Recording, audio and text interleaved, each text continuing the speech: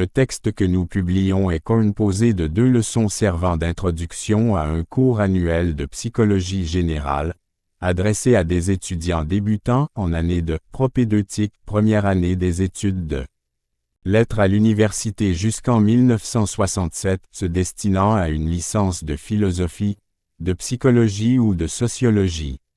L'enjeu pour la psychologie. La psychologie est une discipline, un ordre de recherche et d'enseignement, dont la détermination de l'objet pose le problème de savoir quelles sont les relations entre l'onun et l'anirnal, s'intéresse-t-elle à l'homme seul ou bien aussi à l'animal? La réponse donnée par l'existence d'une psychologie anirnale dans la division technique du travail de la recherche et de l'enseignement, certes, ne résout pas par elle-même le problème mais le leste d'un poids institutionnel. Même s'il y a des différences entre la psychologie humaine et la psychologie animale, ce que tous les psychologues n'accorderont peut-être pas, l'utilisation du même terme de « psychologie » semble impliquer qu'il y ait au moins quelque chose de commun à l'homme et à l'animal, à la vie humaine et à la vie animale. Mais, si on utilise les NLE accent circonflexe MES méthode pour étudier l'homme et l'animal en psychologie, cela veut-il dire qu'ils ont, du point de vue psychologique, quelque chose d'essentiellement commun ou semblable? Sinon, cela risquerait de signifier que ce que la psychologie est susceptible de saisir n'est pas essentiel ou en l'homme, ou en l'animal, ou bien dans aucun des deux. La psychologie étudie traditionnellement ce qu'on peut appeler l'esprit, l'âme, la conscience, etc. Mais y a-t-il du sens à étudier cela chez l'animal? C'est en tout cas ce que fait la psychologie animale. Ne devrait-elle pas plutôt étudier l'instinct? Mais la psychologie, de fait, étudie l'un et l'autre, chez l'homme et chez l'animal. Elle étudie les conduites intelligentes ou instinctives aussi bien des hommes que des animaux. Elle étudie, de son point de vue, la vie humaine et la vie animale. La distinction traditionnelle entre l'intelligence et l'instinct, qui a été élaborée d'abord pour opposer ce qui caractérise la vie et les conduites humaines à celles qui sont animales, ne permet pas de différencier l'objet de la psychologie humaine et celui de la psychologie animale. De fait, la une. Ce faisant, elle a renoué avec une tradition qui remonte à Aristote et à son traité de l'âme, Péripsuchès. L'âme est ce qui anime, le principe de la vie, que celle-ci soit humaine, animale ou végétale. Est vivant ce qui se meut par soi-même, ce qui a son principe de changement ou de mouvement, ou de leur absence, en soi-même par essence et non par accident, par opposition à ce qui relève de la technique. Voir, de l'âme. 2 et physique. 2. Aristote a inclus la psychologie dans la biologie, dit Simondon. Psychologie, qu'une réflexion superficielle pourrait supposer fondée sur une distinction des conduites propres humaines et de celles qui sont animales, montre plutôt la difficulté qu'il y a à distinguer les deux. La psychologie générale pose le problème de la vie, de l'unité de la vie animale et humaine, et de ses rapports avec l'intelligence, l'habitude, l'instinct. C'est par l'étude de ce problème que Simondon envisage, dans le premier paragraphe de notre texte, d'introduire le cours annuel de psychologie générale. À cette fin, avant d'étudier la manière dont le problème se pose dans les théories actuelles, il se propose d'étudier l'histoire au cours d'une période qui va de l'Antiquité au XVIIe siècle de la notion de vie animale, c'est-à-dire aussi bien celle de vie humaine. L'une et l'autre sont inséparables, que ce soit parce qu'on ne peut les opposer ou, au contraire, parce que l'une n'est que le contraire de l'autre. Cette enquête historique, qui porte sur la formation de concepts de la psychologie contemporaine et actuelle, a pour intérêt de montrer comment la détermination de ces concepts et par là la détermination de l'objet fondamental de cette discipline comme de ses méthodes trouve sa source dans des conceptions et des débats d'idées anciens, que Simondon fait remonter aux penseurs présocratiques. Il ne s'agit pas d'une histoire complète des notions de vie humaine et de vie animale, il ne s'agit pas non plus d'étudier pour elle RRLM et de représenter dans toute leur complexité et leurs nuances les diverses doctrines qui s'y rapportent, un est de faire apparaître de façon contrastée les principales conceptions et les points sur lesquels elles s'opposent. C01NME des figures qui représentent le problème et ses diverses formes. Savoir s'il faut distinguer ou non vie humaine et vie animale, jusqu'à quel point et comment, n'est, cerne-t-il, pas une question à laquelle répondre directement aucune science, bien qu'un certain nombre puisse paraître dépendre, dans leurs possibilités et leurs définitions, de la réponse à une telle question comme nous l'avons aperçu pour la psychologie. C'est, en revanche, un sujet sur lequel à peu près tous les homeurs ont une opinion, à laquelle ils sont, en général, fort attachés elles. C'est une question qui se pose souvent dans la vie quotidienne avant de se poser, le cas échéant, dans la philosophie. Et ce ne sont pas seulement les notions d'animal et d'homme, qui risquent de faire problème, ce sont aussi les termes et les représentations dans lesquels on pose ce problème et on essaie de le résoudre, plus petit que intelligence, raison, âme, pensée, conscience, corps, instinct, etc. Les hommes souffrent qu'on, CEP, l'olns de chacun plungot elles leur ratchiness, en moment. Pas tout ça représente donne que ce que la commun, savent d'évidence. Difficilement qu'on ne partage pas l'opinion qu'ils en ont, quelle qu'elle soit.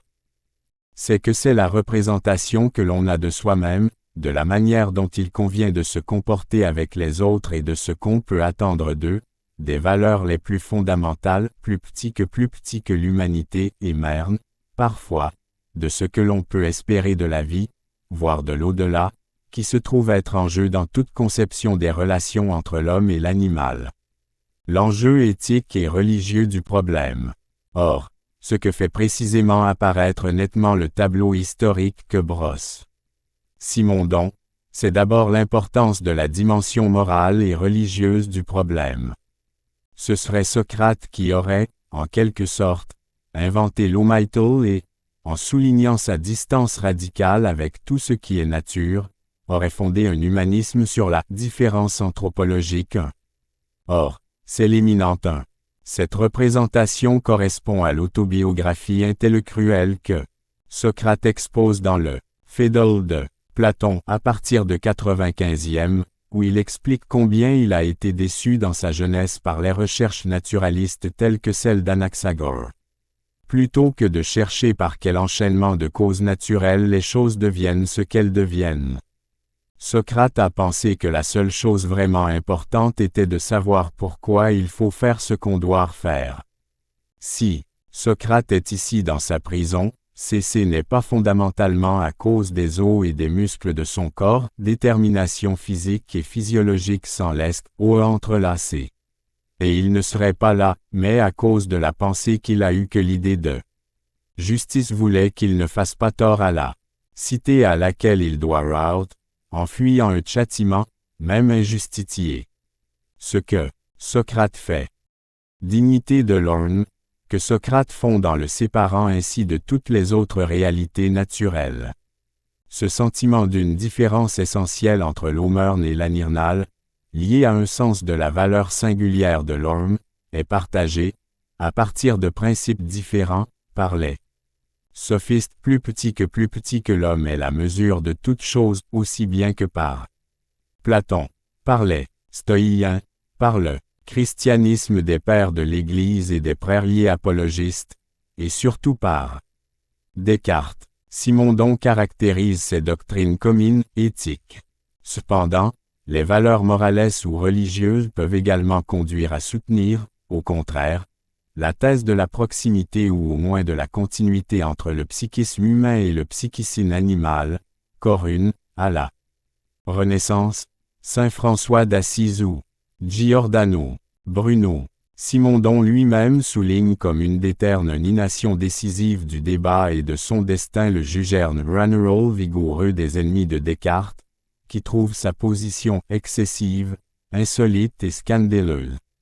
Mais, merne une représentation comme celle d'Aristote, qui se veut fondée sur l'observation objective et qui est considérée par Simondon comme une vision intelligente, généreuse, non systématique, non dichotomique, plus petit que dans ses résultats sinon dans ses principes, aboutit au bout du apparaître, c'est que la seule chose l'homme, cet être qui a la HN, 1111 Feuffry. Idée, le plus haut. Compte à une hiérarchisation de l'homme par rapport aux autres vivants qui, même si elle n'est pas une hiérarchisation à des fins d'opposition normative, n'est évidemment pas neutre axiologiquement un. L'histoire des idées et sa dialectique d'ensemble. D'une façon générale, il est visible que, durant la période étudiée, et malgré l'indication d'un mouvement d'ensemble dialectique des idées, les conceptions opposées ont pu exister à chaque époque et revenir après avoir cessé d'être dominantes. C'est l'intérêt de l'aristotéldique de l'examen proposé par Simondon qui, même s'il ne peut approfondir chaque doctrine, permet de voir dans chacune la contribution à la position et au traitement d'un problème. Il n'y a pas une conception de l'Antiquité ou du christianisme sur la question. Les présocratiques et Aristote, dans l'Antiquité, ont conçu entre l'homme et un. Il n'est, pour s'en convaincre, que de songer au rôle qu'Aristote assigne à la raison, qui est la caractéristique spécifique de l'homme, dans sa morale, sous forme de raison pratique, nous practicos, de cette intelligence pratique dont la vertu est la phronésis, la prudence, voire éthique. Nicomaque, VI.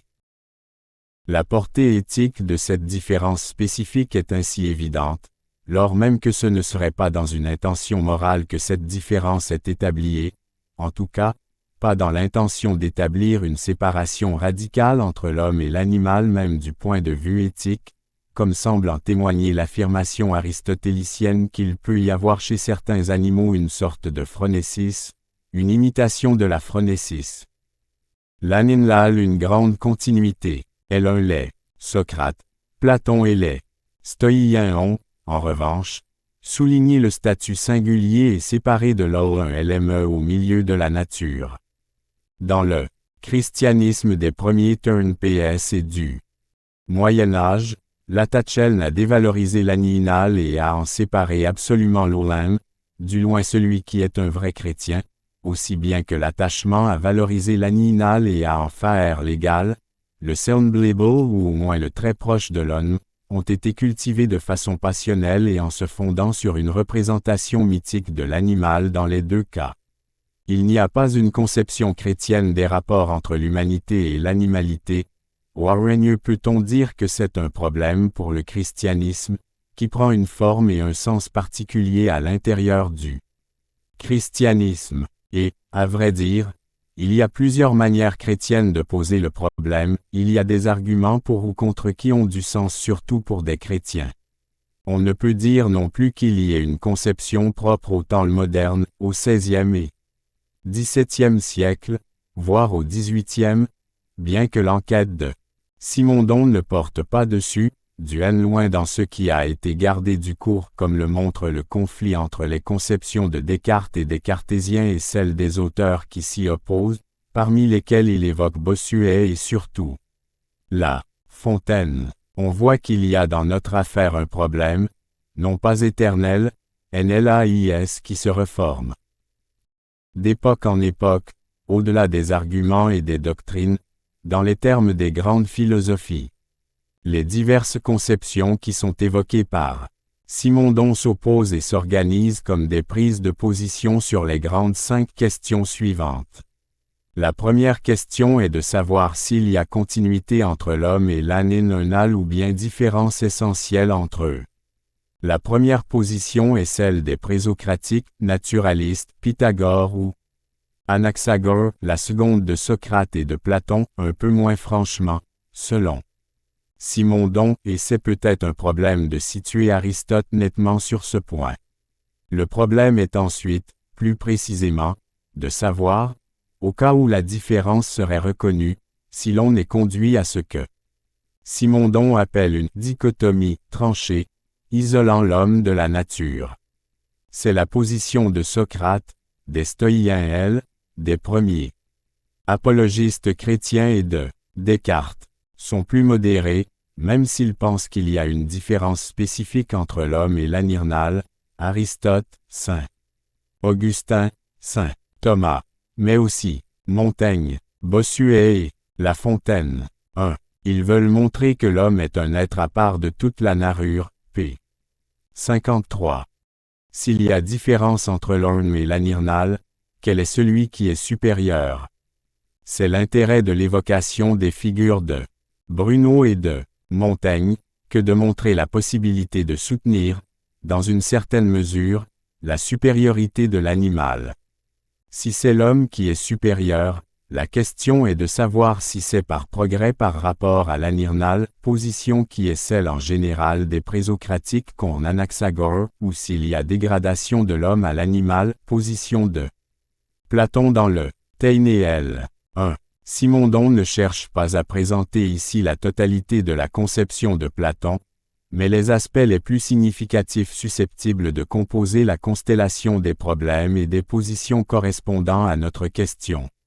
Lui, dont on connaît l'intérêt pour la technique, n'évoque pas ici le mythe de Prométhée du Protagora, si important pour la pensée de la technique qui présente la création et l'équipement des vivants en commençant par ceux des animaux, ceux des hommes intervenant en dernière position, ce qui fait qu'ils sont plus dépourvus en équipement naturel que tous les animaux et que la technique, qui leur est octroyée alors, est ainsi présentée de façon problématique à la fois comme autre que tout équipement et savoir-faire, instinct, naturel, et comme une sorte de tenant-lieu, d'équipement et de savoir-faire naturel proprement humain.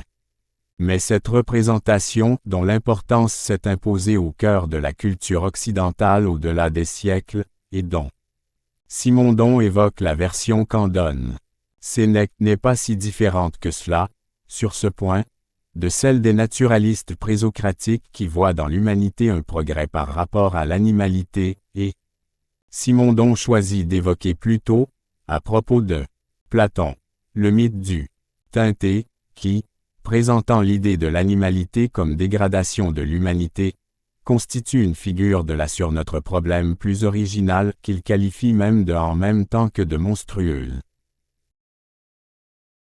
Au cas, enfin, il n'y aurait pas lieu d'établir de différences dichotomiques et hiérarchiques entre les hommes et les animaux mais d'affirmer leur homogénéité, reste encore le problème de savoir si les animaux doivent être pensés sur le modèle des humains, tel que les conceptions traditionnelles les considéraient, dotés de raison, d'intelligence, d'âme rationnelle, etc.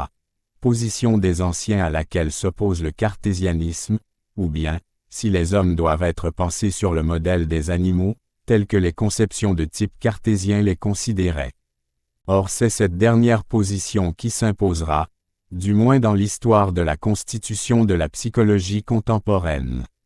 La présentation que Simondon fait de Descartes, elle correspond à une certaine tradition de sa réception, qui est de la une.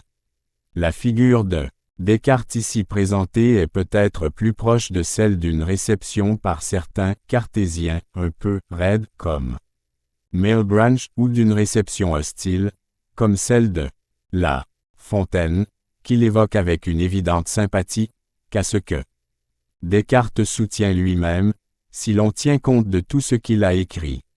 Il est vrai que c'est le tout de la philosophie de Descartes qui se trouve engagé ici, si l'on veut en juger, c'était le travail n'est pas mince de se faire une idée juste de ce que Descartes a dit sur ce sujet avec autant de précision et de nuance que de fermeté.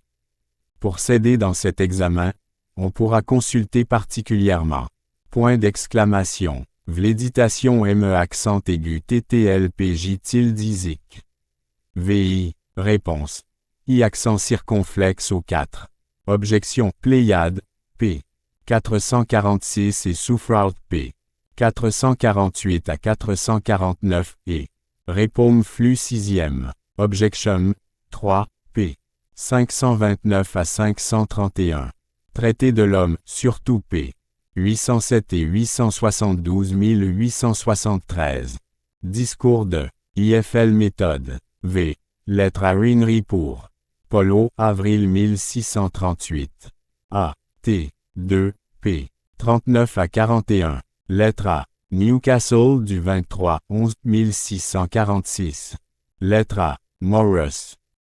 Plus grande conséquence du point de vue de l'histoire non des doctrines philosophiques, RNAIS des idées qui ont contribué à la formulation des concepts en psychologie et Reynolds a du 5-2-1649 p. 1318 à 20. Senen formule de ce corpus, si d'Aïs sont prises isolément, peuvent laisser émandre que les hommes n'ont simplement pas d'âme comparable à celle des animaux, ce que Descartes accepte d'appeler une âme corporelle. 6. Rep 01 ZSEJ, p. 530, a. Morus, page 1318, c'est-à-dire ce qui correspond aux fonctions du corps, cette machine animale, c'est-à-dire animée et vivante traitée de l'homme, p. 873. Or, on pourrait bien dire que c'est cette âme corporelle, qui n'est donc rien d'autre que le corps envisagé du point de vue de l'organisation de ses fonctions qui anime immédiatement et directement le corps vivant, animal ou humain, puisque 4 plus petit que. Repose, ce n'est pas immédiatement notre âme proprement humaine, plus petit que esprit H, chose pensante, âme raisonnable, que seul possède l'homme qui meut le corps. Elle intervient seulement sur la commande centrale des esprits animaux, dont le flux ressemble fonctionnellement à ce qu'on appelle aujourd'hui l'influx nerveux N, bien qu'il soit produit dans la chaufferie du cœur, qui les envoie dans le cerveau puis de là dans les nerfs et les muscles, dit le discours d'ici Little Méthode. V. Qui, quoi nerf à eux, homme effectivement se mouvoir tout le corps dans une profonde unité de l'organisme, L. Un éditil 6. Parfois même elle n'intervient pas du tout, dit Descartes. C'est si l'on néglige cette précision que l'homme peut dit lui aussi avoir une âme corporelle, que il corps animal paraît inanimé, non vivant, non animal, et que 2, l'homme paraît tout entier différent de l'animal, même comme corps. En revanche, si l'on tient compte de l'existence de ces âmes corporelles, J, alors la position cartésienne pourrait être présentée comme comprenant, à la fois, UI est le certain ressemblance de l'animal et de l'homme. La même physiologie et la même psychologie peuvent s'appliquer à elle, tilde-tude du corps et de l'sim qui y est attaché en tant qu'il est vivant, en quoi on peut dire que les animaux sans raison nous ressemblent. H, comme dit le Discol RSDT, la méthode. V, page 157. Et c'est bien ce qu'a montré effectivement l'histoire des sciences, S donne la forte remarque de Simondon et OLDDPRTL, MDIERT-CDT, IWTUC, puisque l'homme est seul à posséder cette, l'il premier appelé P, LR. Descartes les COGITTLLS, chose pensante qui est jointe et unie si étroitement au corps et à ses F plus petits que, M-tion que le tout de l'existence s'en trouve affecté. La détermination de son objet effectif. La doctrine de Descartes, telle qu'elle est rapportée, peut paraître choquante si on a le souci des animaux et si l'on craint qu'elle conduise à les maltraiter, mais, pour Simondon, la question la plus importante, ici, n'est pas de la discuter ni de savoir s'il faut être ou non d'accord avec elle, car son point de vue est historique. C'est ce cartésianisme ainsi compris, qui, au-delà des réactions de rejet parfois haineux qu'il a pu susciter, a gagné historiquement et qui, dans la science psychologique contemporaine, a renversé et détruit les anciennes conceptions, en même temps que s'est trouvé renversé le cartésianisme du cogito, le cartésianisme qui se fonde sur l'expérience du cogito pour distinguer en nature l'âme raisonnable et l'âme corporelle. Telle est la thèse de Simondon sur la dialectique d'ensemble qui correspond à l'histoire qu'il a posée. Le cartésianisme, qui veut que l'on puisse, d'un point de vue scientifique, rendre compte suffisamment de l'animal dans ses conduites, son psychisme, sa nature, en le considérant comme une machine, il n'est certes, mais un ni, par exemple, si Descartes refuse que les animaux possèdent la vie, la sensibilité c'était le désir plus petit que l'appétit, ce qu'il a expressément nié avoir soutenu dans les 6.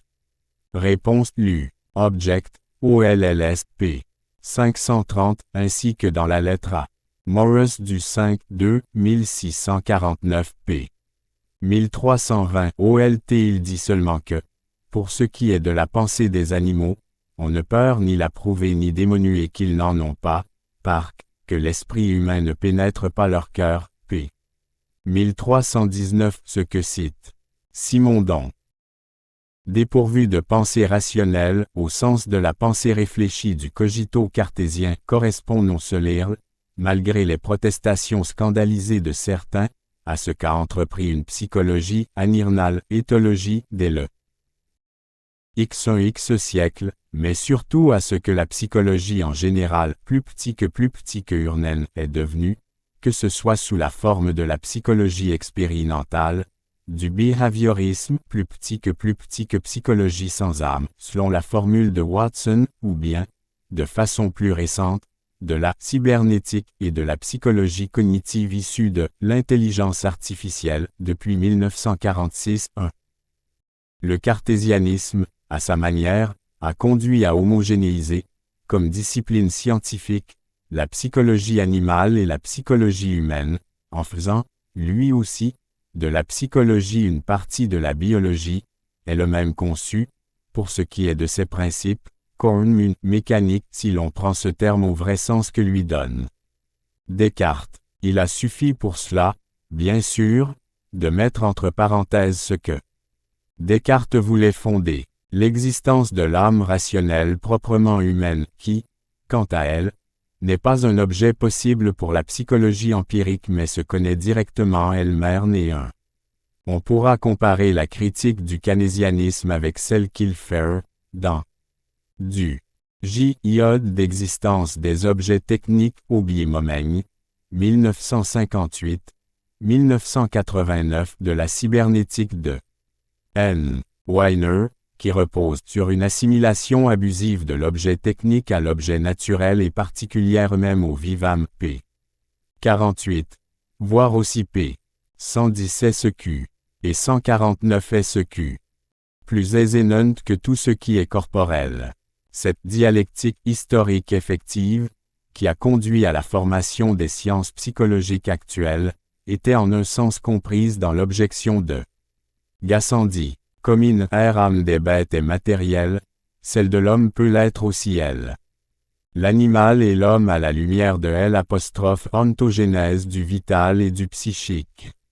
Mais, on peut se demander, pour terminer, quelle est la position de Sitnenden lui-même. Ne suffise, en effet, ni la revue des opinions, à laquelle Simondon accordait une valeur propédeutique mais ne faisait pas confiance pour l'élaboration de la pensée, ni la prise en compte de ce qu'une histoire nous présenterait comme un fait. Resterait à vérifier si le fait est établi, à déterminer ce qu'il peut y avoir de rationnel dans l'évolution qui lui correspond, à comprendre ce qu'elle signifie au juste et de quel point de vue. Nous nous proposons, à cette fin, d'examiner la 5e objection au LV et Duftion métaphysique, p. 471. On voit comment on pourrait appliquer à toute l'histoire de la constitution de la psychologie contemporaine ce que G. Canguilhem disait spécialement du développement de la psychologie comme science du sens interne, au XVIIIe siècle. Toute l'histoire de cette psychologie peut s'écrire comme celle des connus sens dont les J.V. Féditatium de Descartes ont été l'occasion, sans en porter la responsabilité, plus petit que. Qu'est-ce que la psychologie, p. 371, une étude de l'histoire et de philosophie des sciences. Vrin 1970. Une manière dont sa réflexion proprerne philosophique a l'honré qu'il fallait poser le problème. Car toutes les questions ne sont pas équivalentes pour la philosophie. Aucune ne devient philosophique autre que par son élaboration, qui en général transforme le sens de l'interrogation initiale.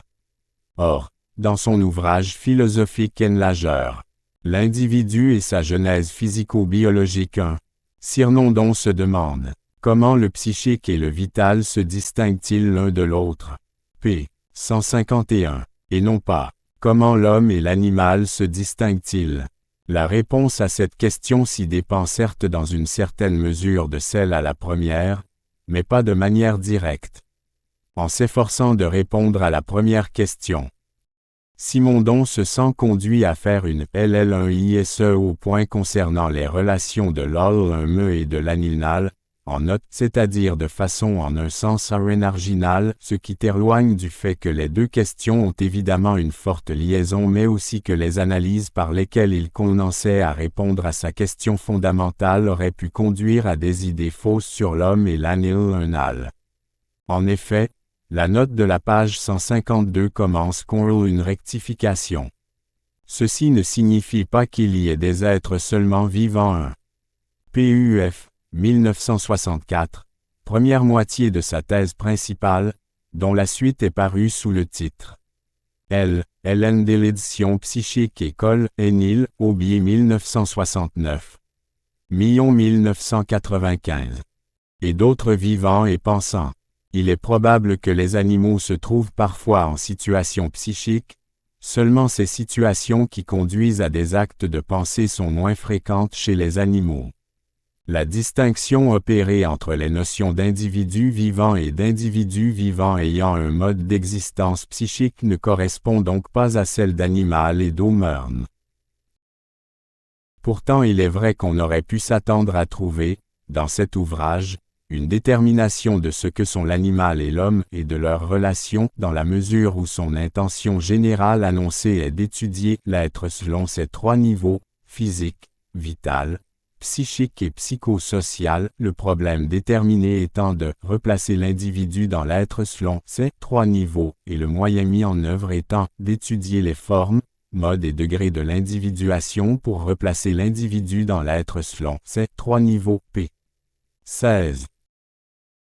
Cependant, ce qu'il prend pour fondement des domaines tels que matière, vie, esprit, société, ce ne sont pas des substances, RNAIS, différents régimes d'individuation, hybrides, et, au bout du compte, cette doctrine suppose un enchaînement de la réalité physique jusqu'aux formes biologiques supérieures, donc jusqu'à l'homme y compris dans son mode d'être social, mais, sans établir de distinction de classe et de genre, accent circonflexe, N premier si elle doit pouvoir rendre compte de ce qui, dans l'expérience, nous conduit à considérer la relation d'un individu à une espèce et d'une espèce à un genre p.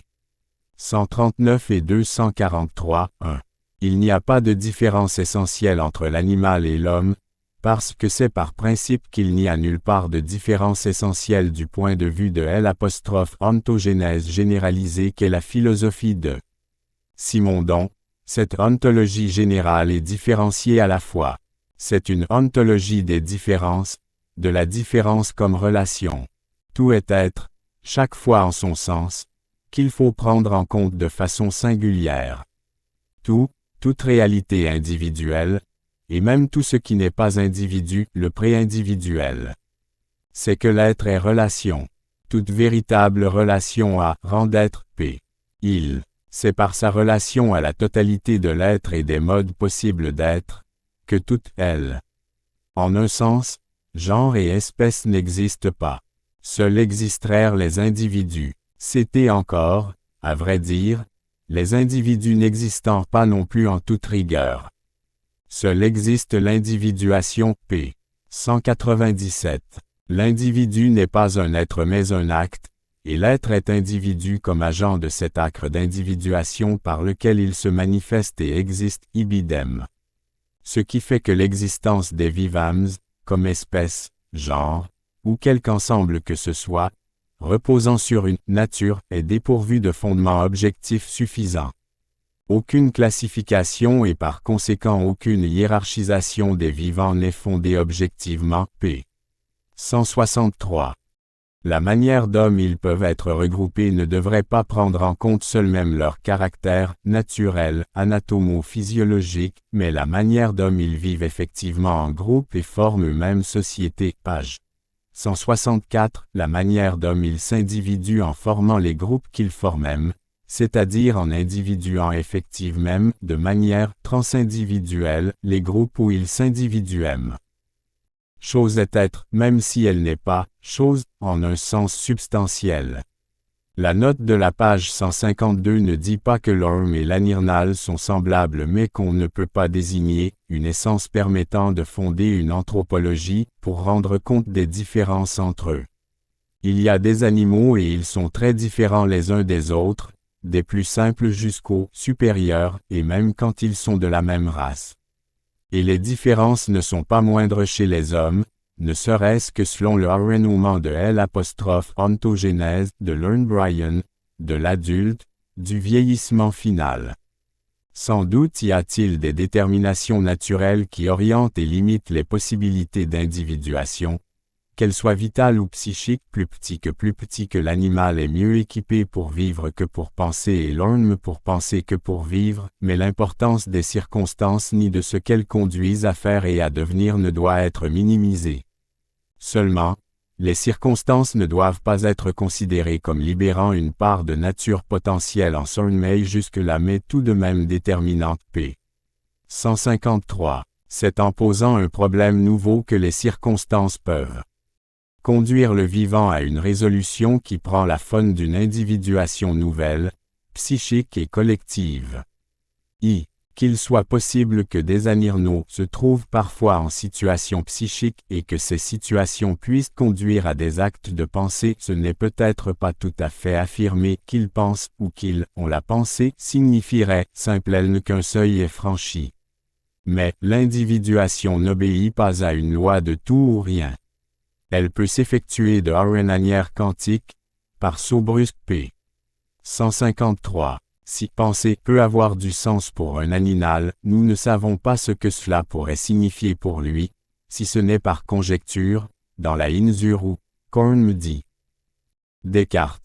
Nous ne pouvons savoir ce qu'il sent, rien n'oblige à considérer que cela lui adviendrait comme un mode d'existence complet, correspondant à une essence et complètement nouveau pour lui, mais que ce ne serait pas bien plutôt par une multitude de petites différences dans son îlot de relation à lui et à son milieu, qui seraient d'abord vécues par lui comme des problèmes nouveaux. Silnenden ne se 1. Le psychisme n'est pas d'abord une qualité supérieure que posséderaient certains vivants. Le véritable psychisme apparaît lorsque les fonctions vitales ne peuvent plus résoudre les problèmes posés aux vivants. Page 153, c'est le régime de la vie qui se ralentit, devenant problème pour elle-même parce que l'affectivité, débordée, posant des problèmes au lieu d'en résoudre. Page 152, n'a plus le pouvoir régulateur de résoudre en unité la dualité de la perception et de l'action. P. 151. Préoccupe pas de haine d'ICNTRER que les animaux pensent, cela n'aurait pas de sens dans le cadre de sa doctrine.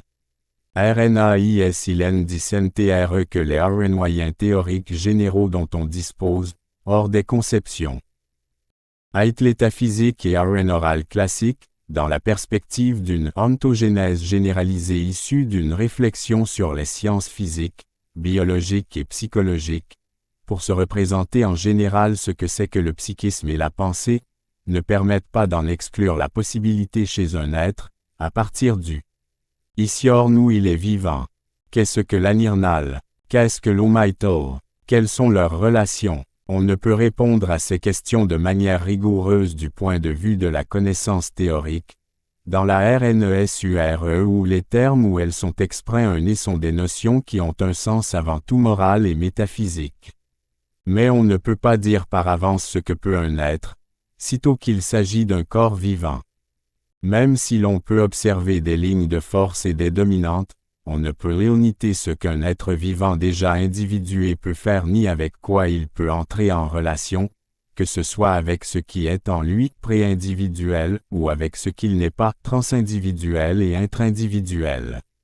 Et peut-être y a-t-il là aussi de la morale et de la métaphysique. Janive, Château.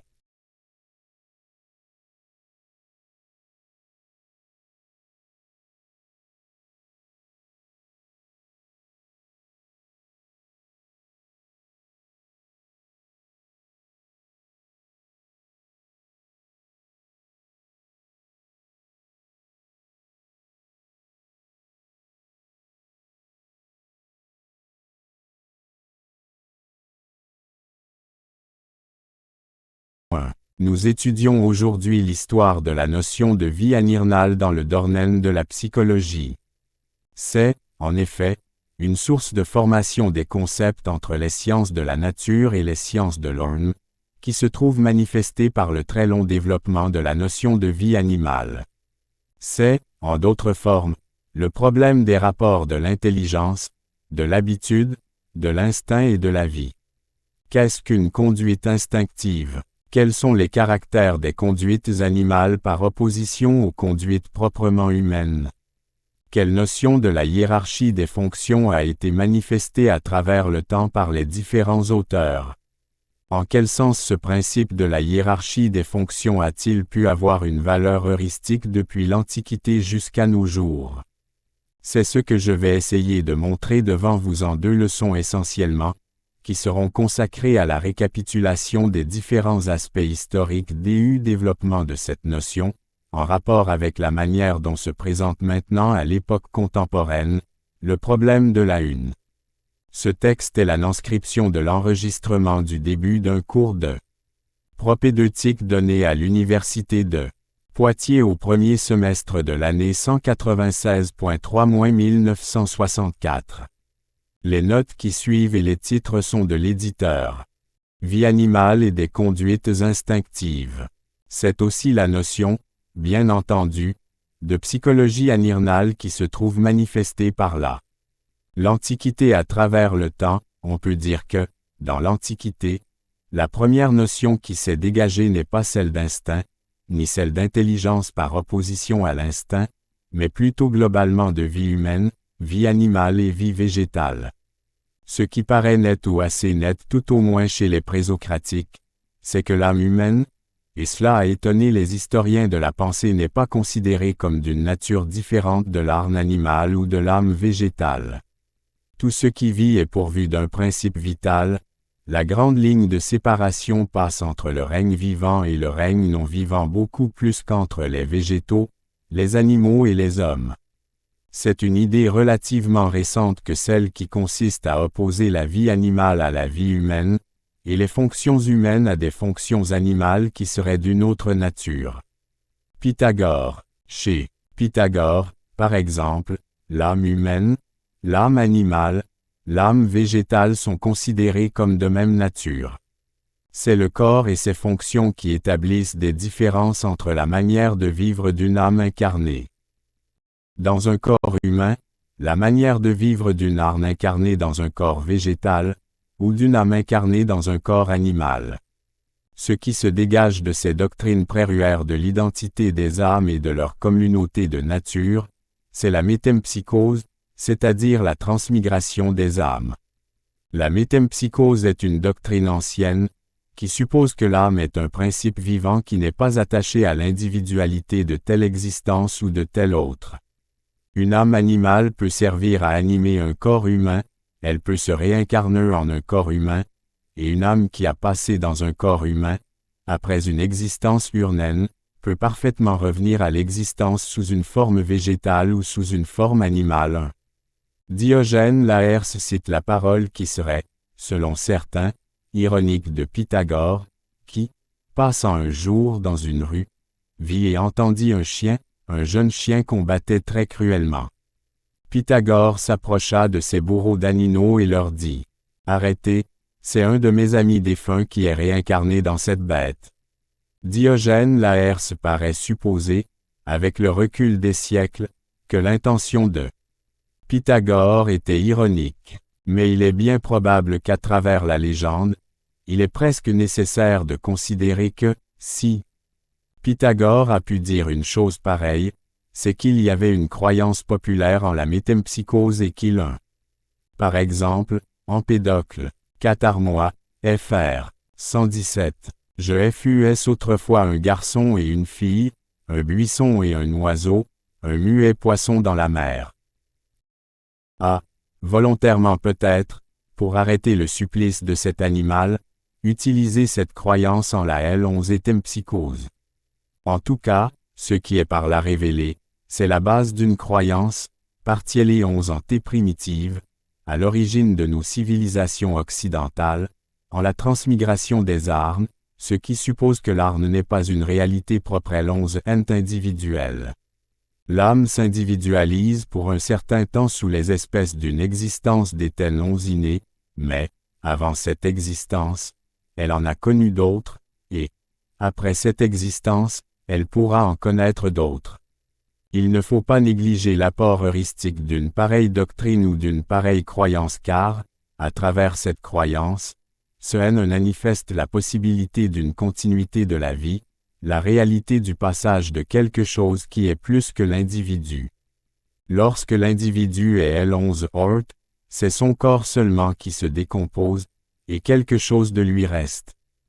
C'est d'ailleurs cette idée d'une pérennité des A accent circonflexe L11e, d'une immortalité virtuelle des âmes, qui sera reprise par la doctrine spiritualiste du christianisme, mais avec une innovation qui est évidemment extrêmée 11 nt11 portante, qui est l'individualité, la personnalité de l'âme. Les âmes sont II11 mortelles mais, pourrait-on dire, elles ne servent qu'une fois à une existence TEI11 pour elles. Et après cela elles sont fixées dans leur destinée. Au contraire, dans la doctrine primitive des Grecs, l'âme n'est aucunement marquée pour toujours par une existence.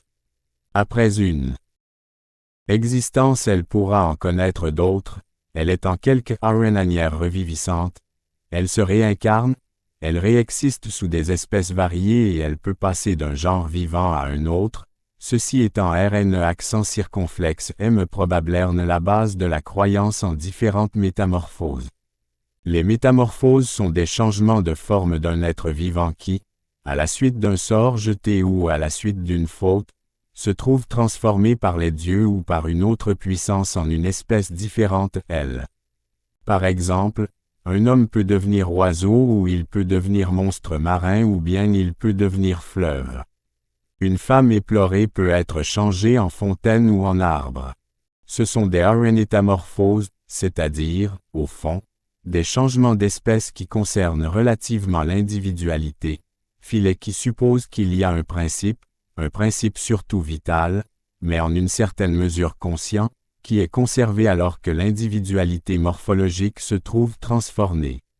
Je disais tout à l'heure que cette croyance primitive en la métempsychose et en la possibilité de métamorphose, c'est-à-dire de changement de forme d'existence avec conservation d'un principe vital, a pu un. Par exemple, Daphné fut transformée en laurier quand elle était poursuivie par Apollon. Hora fut transformée en source par Zeus. Demeter fit naître les abeilles du corps de Mélisse morte. Les Héliades, fille d'Hélios, furent nt transformées en peupliers sur les bords d'un fleuve. Voir Grima, dictionnaire de Iolétologie X, CC que et Ronuline, PUF, 1951. Servir peut-être à faire élaborer des doctrines qu'ont celles de la continuité de la vie et du changer des espèces. Nous allons d'ailleurs trouver bientôt dans la doctrine de Platon une espèce de transformisme, mais un transformisme à l'envers, un transformisme régressif qui est la première forme connue dans la pensée occidentale de doctrine transformiste. Anaxagore, toujours chez les présocratiques, tout au moins chez les auteurs qui sont venus avant Platon, on trouve la doctrine d'Anaxagore, qui affirme qu'il y a identité de nature des âmes, mais qu'il y a pour ainsi dire des différences de quantité, des quantités d'intelligence, des quantités de raison, de nohu, le nohu de la plante étant moins fort, moins détaillé, moins puissant que celui des anirnos, le nohu des animaux étant lui-même aussi moins fort, moins détaillé, moins puissant que celui de l'homme.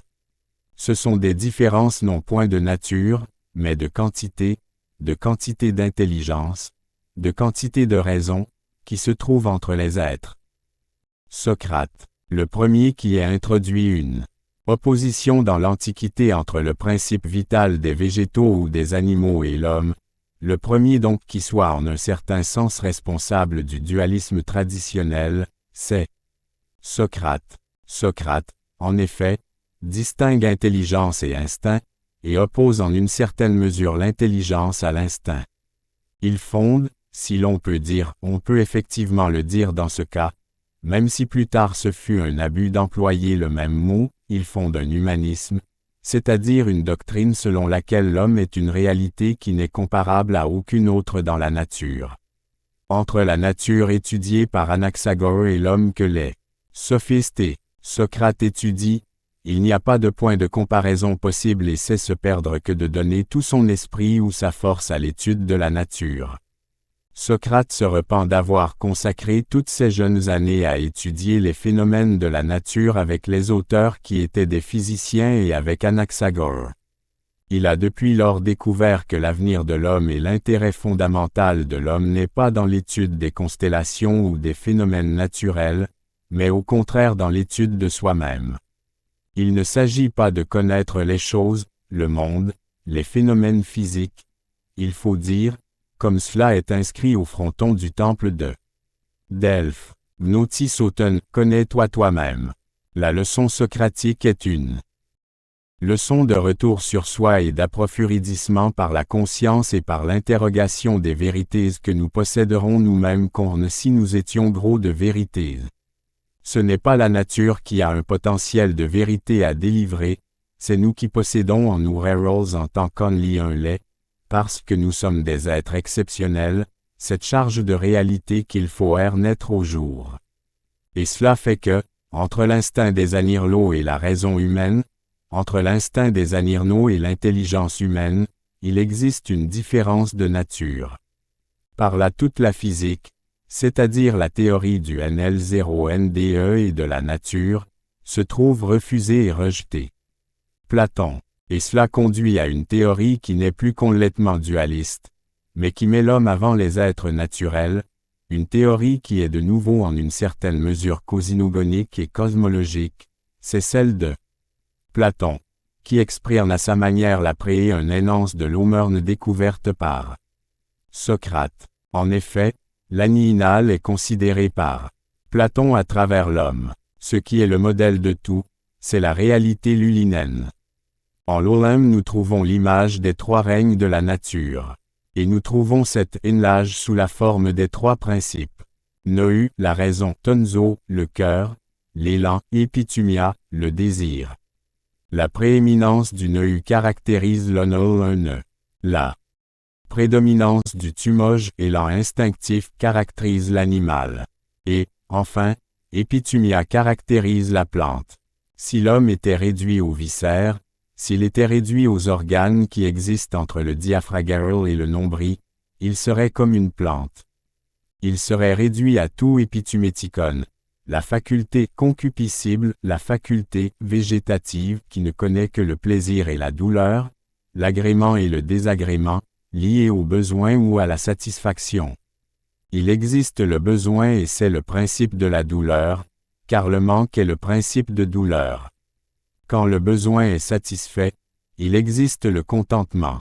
Le plaisir du contentement s'opposant à la tristesse et à la douleur du besoin, telles sont les deux modalités de tout épituméticone, la faculté d'épitumia, la faculté de concupiscence. Quant au thumos, il caractérise les animaux. Les animaux sont courageux et instinctifs. Ils ont de l'élan, une pente instinctive. Ils sont portés à défendre leur progéniture. Ils sont portés à attaquer un assaillant. Ils sont portés à un certain nolubre de conduite qu'ils font par la nature à cause de tout épituméticon. Un cheval, un lion, peuvent être courageux comme un homme.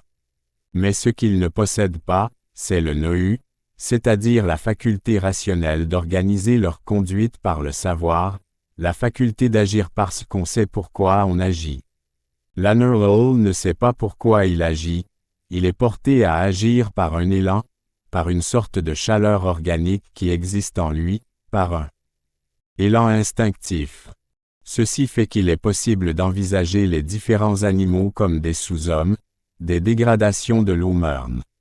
Et Platon envisage dans le Timéon une théorie de la création des espèces animales à partir de l'homme.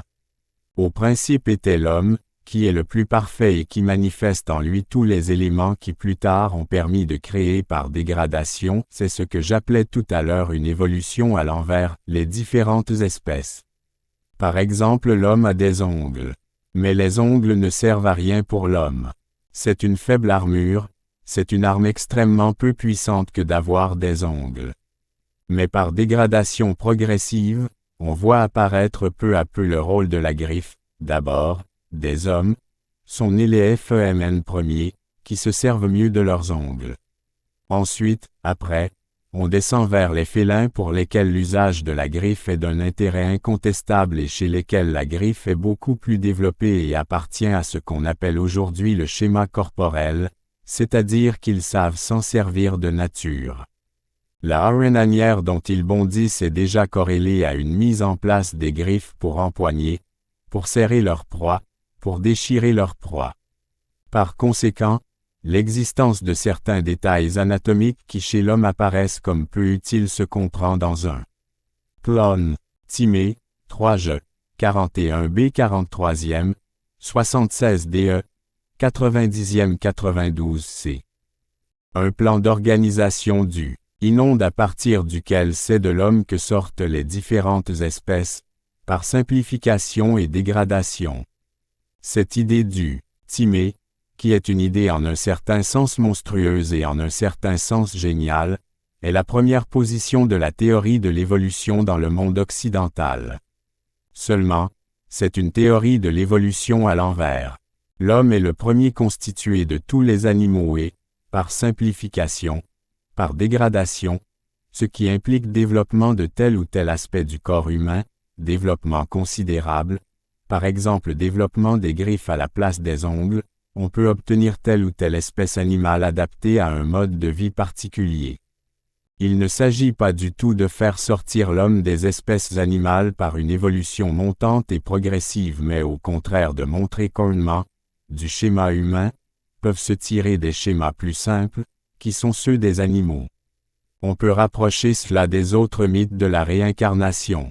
Les âmes boivent l'eau du l'été après avoir choisi un corps aisselle, corps qu'elles ont choisi en fonction de leurs existences antérieures et de leurs mérites, celles qui ont pu s'élever le plus possible dans la connaissance de la vérité et à la pratique de la méditation ne manqueront pas de choisir le corps d'un philosophe.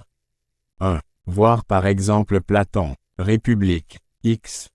Pour les autres, elles iront dans telle ou telle existence animale. Si Platon continuait dans cette série de dégradations, il pourrait même dire qu'on peut se réincarner sous les espèces des arbres. Mais il semble que la notion de métamorphose liée à la reviviscence sous forme végétale ait plutôt été répandue en Grèce par les mythes religieux orientaux et qu'elle n'ait pas eu cours de façon très importante à l'époque de Platon, tout au moins dans le dolmen philosophique. Dans le dolmen poétique, peut-être davantage. La mythologie comporte en effet des transformations en certaines espèces d'arbres. Il est important de noter par conséquent qu'il y a une notion de hiérarchie chez Platon, dans le Timée. Tout est hiérarchisé, les trois règnes sont hiérarchisés, mais ils ne sont pas considérés comme strictement distincts en nature, plutôt en niveau. Toutefois les différences de niveau comprennent jusqu'à des différences de nature. En tout cas, on s'arrête entre l'animal et le végétal, il semble qu'il y ait solution de continuité puisqu'il n'est pas dit que les animaux se dégradent en végétaux. Telle est la première partie des doctrines de l'Antiquité. On peut les appeler en un certain sens doctrines axiologiques et mythiques. Aristote et Ait maintenant, c'est le deuxième point des doctrines de l'Antiquité.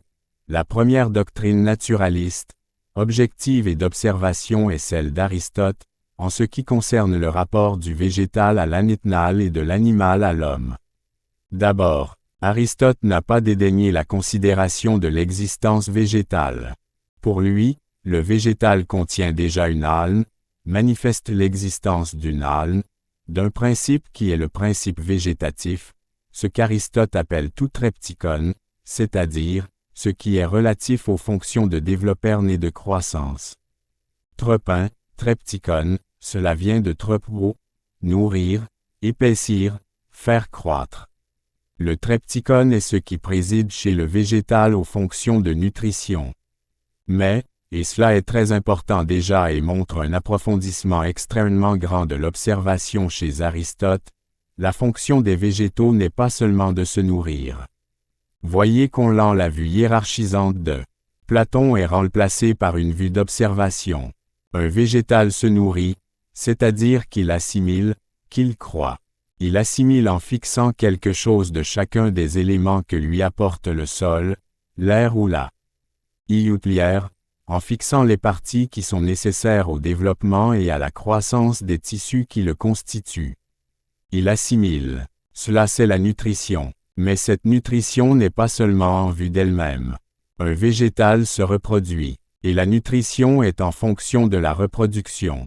Donc, dans tout triptychon, le F-Li trématé de se développer, le végétatif, il y a contenu une nutrition et cette nutrition est en vue de principe de finalité, la génération.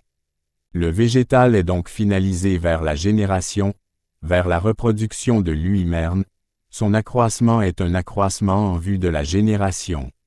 Il y a ainsi des plantes cornéennes, certaines cactées et beaucoup d'autres plantes, d'ailleurs, qui se développent, qui grossissent pendant plusieurs années, qui accumulent des réserves, qui ensuite fleurissent, fructifient et meurent.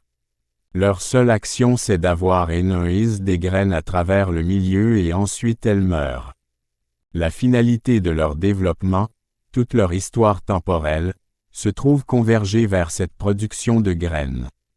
Pendant plusieurs années elles accumulent des réserves nutritives et de l'eau pour pouvoir fleurir et fructifier.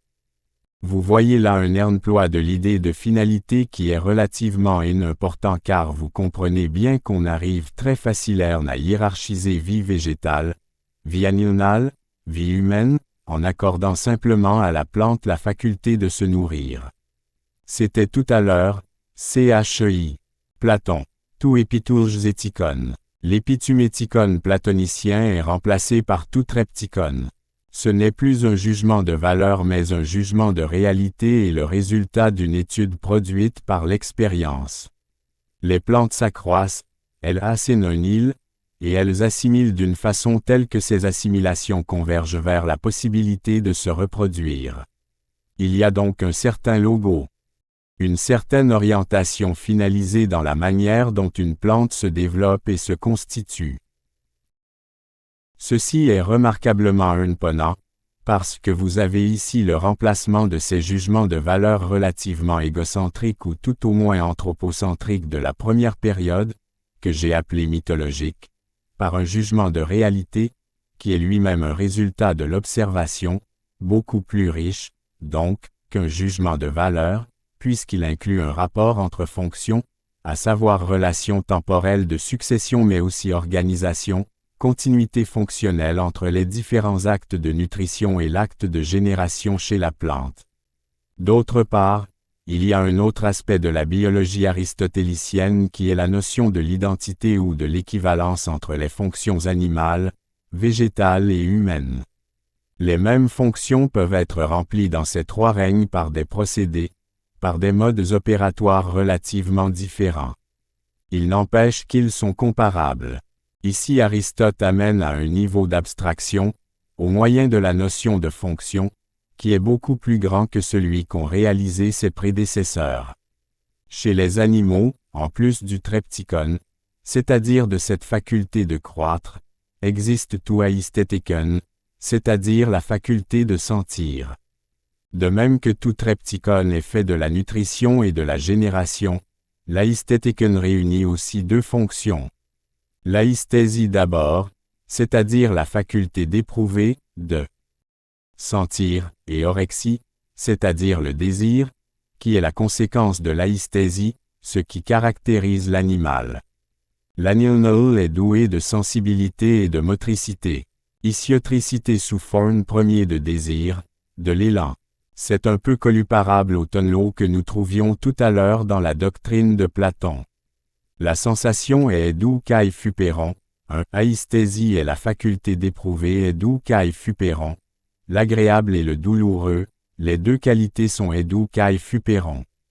Du fait d'éprouver l'agréable et le désagréable résulte l'orexie. L'élan qui pousse à éviter la douleur et à rechercher le plaisir est le moteur de tout vivant animal, car il n'est pas dit que la plante éprouve plaisir et douleur. Mais l'animal éprouve plaisir et douleur. Au niveau de l'aïsthésie, existe aussi une phantasia aïsthétique, une imagination sensorielle, une imagination sensible. Chez l'animal enfin, tout au moins chez certains animaux assez élevés dans la série des vivants, existe une mémoire simple, mnémé, qui s'oppose à anamnésie. Anamnésie est réservée à l'homme car elle suppose remémoration, conscience, effort pour se rappeler. La RN-mnémé est mémoire directe, RN-mémoire spontanée. Et anamnésie est la faculté de 111 mémorisation ou remémoration. Il y a donc dans l'animal, tout au moins dans les animaux les plus développés, sensation, imagination sensorielle, mémoire passive, enfin désirée, comme résultat du désir, le mouvement. Qu'est-ce donc qui manque à l'animal pour être comme l'homme? Il lui manque la faculté de raisonnement, tout logisticon, la faculté logique. Il lui manque aussi la faculté de choisir librement, bouleticon, la délibération ou plus exacterne le choix libre après l'exarnen des possibilités d'action, le choix libre s'appelant prohérésie, la préférence donnée à ce qui est préférable logiquement. Raison et choix libre sont donc caractéristiques de l'espèce humaine, mais cette espèce humaine n'est pas strictement différente en nature des espèces animales. Ce qui est fondamental dans la doctrine que je viens d'exposer, c'est qu'elle ne cherche pas à donner des conceptions mythologiques et avant tout morales de chaque niveau mais qu'elle essaie de manifester, au contraire, comment les différentes fonctions vitales s'expriment dans la plante, dans l'animal et dans l'homme. Cet aspect de continuité se manifeste particulièrement dans la notion d'un passage insensible de la plante à l'animal. Raisonnant à partir des animaux inarins, ou des plantes qui se trouvent dans la mer, Aristote déclare qu'on pourrait aussi bien appeler les arbres des huîtres de terre. La manière dont se développent les huîtres dans la mer n'est pas essentiellement différente de celle dont les plantes se développent sur la terre. En effet, les huîtres sont fixées et elles se développent en s'agrandissant progressivement par adjonction de matière, elles accroissent leur coquille en ajoutant des apports successifs qui restent marqués après, si bien qu'on peut voir les accroissements d'une coquille d'huître à peu près à la manière dont on voit le nombre des années d'un arbre quand on le coupe et quand on corne les cercles. Beaucoup d'animaux marins qui accroissent leur coquille grandissent en effet, font grandir leur coquille à la manière dont un arbre épaissit son tronc en ajoutant à partir des assises génératrices des cercles successifs de bois. Et pour cette raison-là, au plus bas niveau, il est impossible de dire si l'on a affaire à une plante ou si l'on a affaire à un animal. Il ne faut donc pas être trop préoccupé de hiérarchiser à tout prix. Il existe pour ainsi dire un tronc commun au règne végétal et au règne animal. Et cela est resté de nos jours. On appelle les protistes les êtres vivants que l'on ne peut classer d'une certaine manière ni parmi les animaux ni parmi les plantes. Les protistes seraient les êtres vivants antérieurs à toute différenciation possible en animaux et en végétaux. L'analogie, d'ailleurs, l'analogie fonctionnelle va plus loin et c'est à partir de cette analogie qu'on arrive à penser avec une certaine densité, chez Aristote, ce qu'est l'instinct, la manière dont dont les abeilles construisent leurs ruches pour abriter le miel et les jeunes est mise en parallèle par Aristote avec la façon dont les plantes produisent leurs feuilles pour entourer et protéger leurs fruits. Les dispositions instinctives chez les animaux, comme construction d'une ruche, construction d'un nid, sont comparables à certains arénodes d'accroissement qui, chez les plantes, ont une finalité visible. Ce que les animaux font par des haines disjuvement séparées, comme les abeilles qui construisent leurs ruches et qui disposent d'une certaine manière les ramifications des gâteaux de miel à l'intérieur, cela est la construction d'une structure comparable à celle que l'on voit s'édifier par la croissance de la plante, croissance qui est en vue de la génération, en vue de la reproduction. Seulement ce sont des modes opératoires différents. Le mode végétal et le mode animal sont différents en RNAIS. Il y a identité fonctionnelle, pour ainsi dire parallélisme fonctionnel, entre ces modes opératoires distincts. Chez les animaux les moins développés, les moins différenciés, il n'existe pas les fonctions qui se trouvent définies et libérées chez les animaux les plus élevés, par exemple l'imagination, l'anticipation, cette fantasia aesthetica, qui manifeste déjà une certaine expérience, et qui permet l'utilisation de l'expérience dans des cas voisins à ceux qui ont été éprouvés. La fantasia aesthetica n'existe pas chez les fourmis, chez les vers, ou chez les abeilles, dit Aristote. Fourmis, vers, abeilles n'ont point d'imagination, travaillent et construisent comme une plante qui se développe. La société des fourmis ou la société des abeilles construit sa ruche comme une plante se développe et construit ses branches et ses feuillages. Pendant son développement, c'est ici que l'instinct apparaît. L'instinct est une certaine faculté de construire cornerne si c'était un développement, cornerne si c'était une manière de croître chez le végétal. Ce qui est instinct chez l'animal, c'est, chez le végétal, le fait de pousser de telle ou telle façon, de se développer de telle ou telle manière avec tel régime foliaire, avec telle formule foliaire, avec telle forme donnée au végétal, avec telle ou telle caractéristique qui sont ses caractéristiques spécifiques. Par conséquent l'instinct, en tant qu'il est un node opératoire de construction d'une ruche ou d'une fourmilière, l'instinct est équivalent à une structure de développement. Il est spécifique. L'instinct fait partie de la spécificité. Il est une conduite chez l'animal et particulièrement chez l'animal social, qui est l'équivalent de la croissance définie par les lignes spécifiques chez le végétal. Chez les animaux les plus développés, les plus différenciés, il existe au contraire non seulement cette fantasia aesthetica, mais une certaine habitude, une habitude qui fait que les animaux peuvent apprendre, et que par l'acquisition de l'expérience ils acquièrent une certaine capacité de prévoir ce qui se présente et de pallier les différents inconvénients des événements possibles, qui invitent la prudence online, c'est-à-dire la prévision, la prudentia étant la faculté de prévoir et d'adapter sa conduite aux événements qui arrivent. L'habitude est chez l'animal une sorte d'expérience qui unite la prudence urnaine. Irnit, cela veut dire, qui est l'analogue fonctionnel de la prudence humaine, mais avec des modes opératoires différents. Corne chez la plante, la manière de se développer imite la façon dont les fourmis et les abeilles construisent leurs ruches. Ainsi l'habitude chez l'animal imite la prudence humaine. La prudence urnaine peut faire usage de raison, elle peut faire usage de bouleuticon, de logisticon, de prohérésie. Chez l'animal il ne fait pas usage de bouleuticon, de prohérésie, de logisticon, mais, malgré tout, l'habitude imite cette prudence, la prudence qui fait appel à la raison, au choix libre, et à la supputation des chances. Ainsi, elle n'est le accent circonflexe M si l'on admet et on doit l'admettre, d'après Aristote que la raison est le propre de l'homme et la caractéristique spécifique de l'homme, il existe des continuités, des équivalences fonctionnelles entre les différents niveaux d'organisation, entre les différents modes d'être des vivants. L'œuvre d'Aristote est essentiellement une œuvre de biologie et d'histoire naturelle.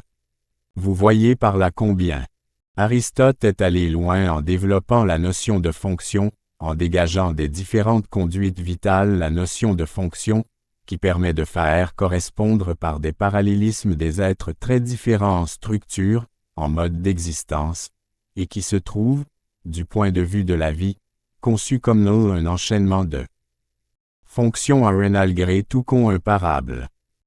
Un savoir général des vivants devient possible à travers la notion de fonction chez Aristote et, par là même, aux fonctions psychiques que l'on peut découvrir plus ou loin par observation ou par introspection en analysant le nous, on peut faire correspondre chez les vivants des équivalents fonctionnels. Le cœur accent circonflexe N premier de cette doctrine est la notion de fonction, qui permet de mettre en œuvre celle d'équivalence fonctionnelle, équivalence qui peut aller du végétal à l'animal, de l'animal à l'homme et même de l'autel première au végétal, parce que ce sont les fonctions qui comptent, et non pas seulement les espèces. Il peut y avoir des degrés d'organisation extrêmement différents, cela n'a pas d'importance. Il est possible quand même de faire équivaloir des réalités fonctionnelles d'une espèce à l'autre.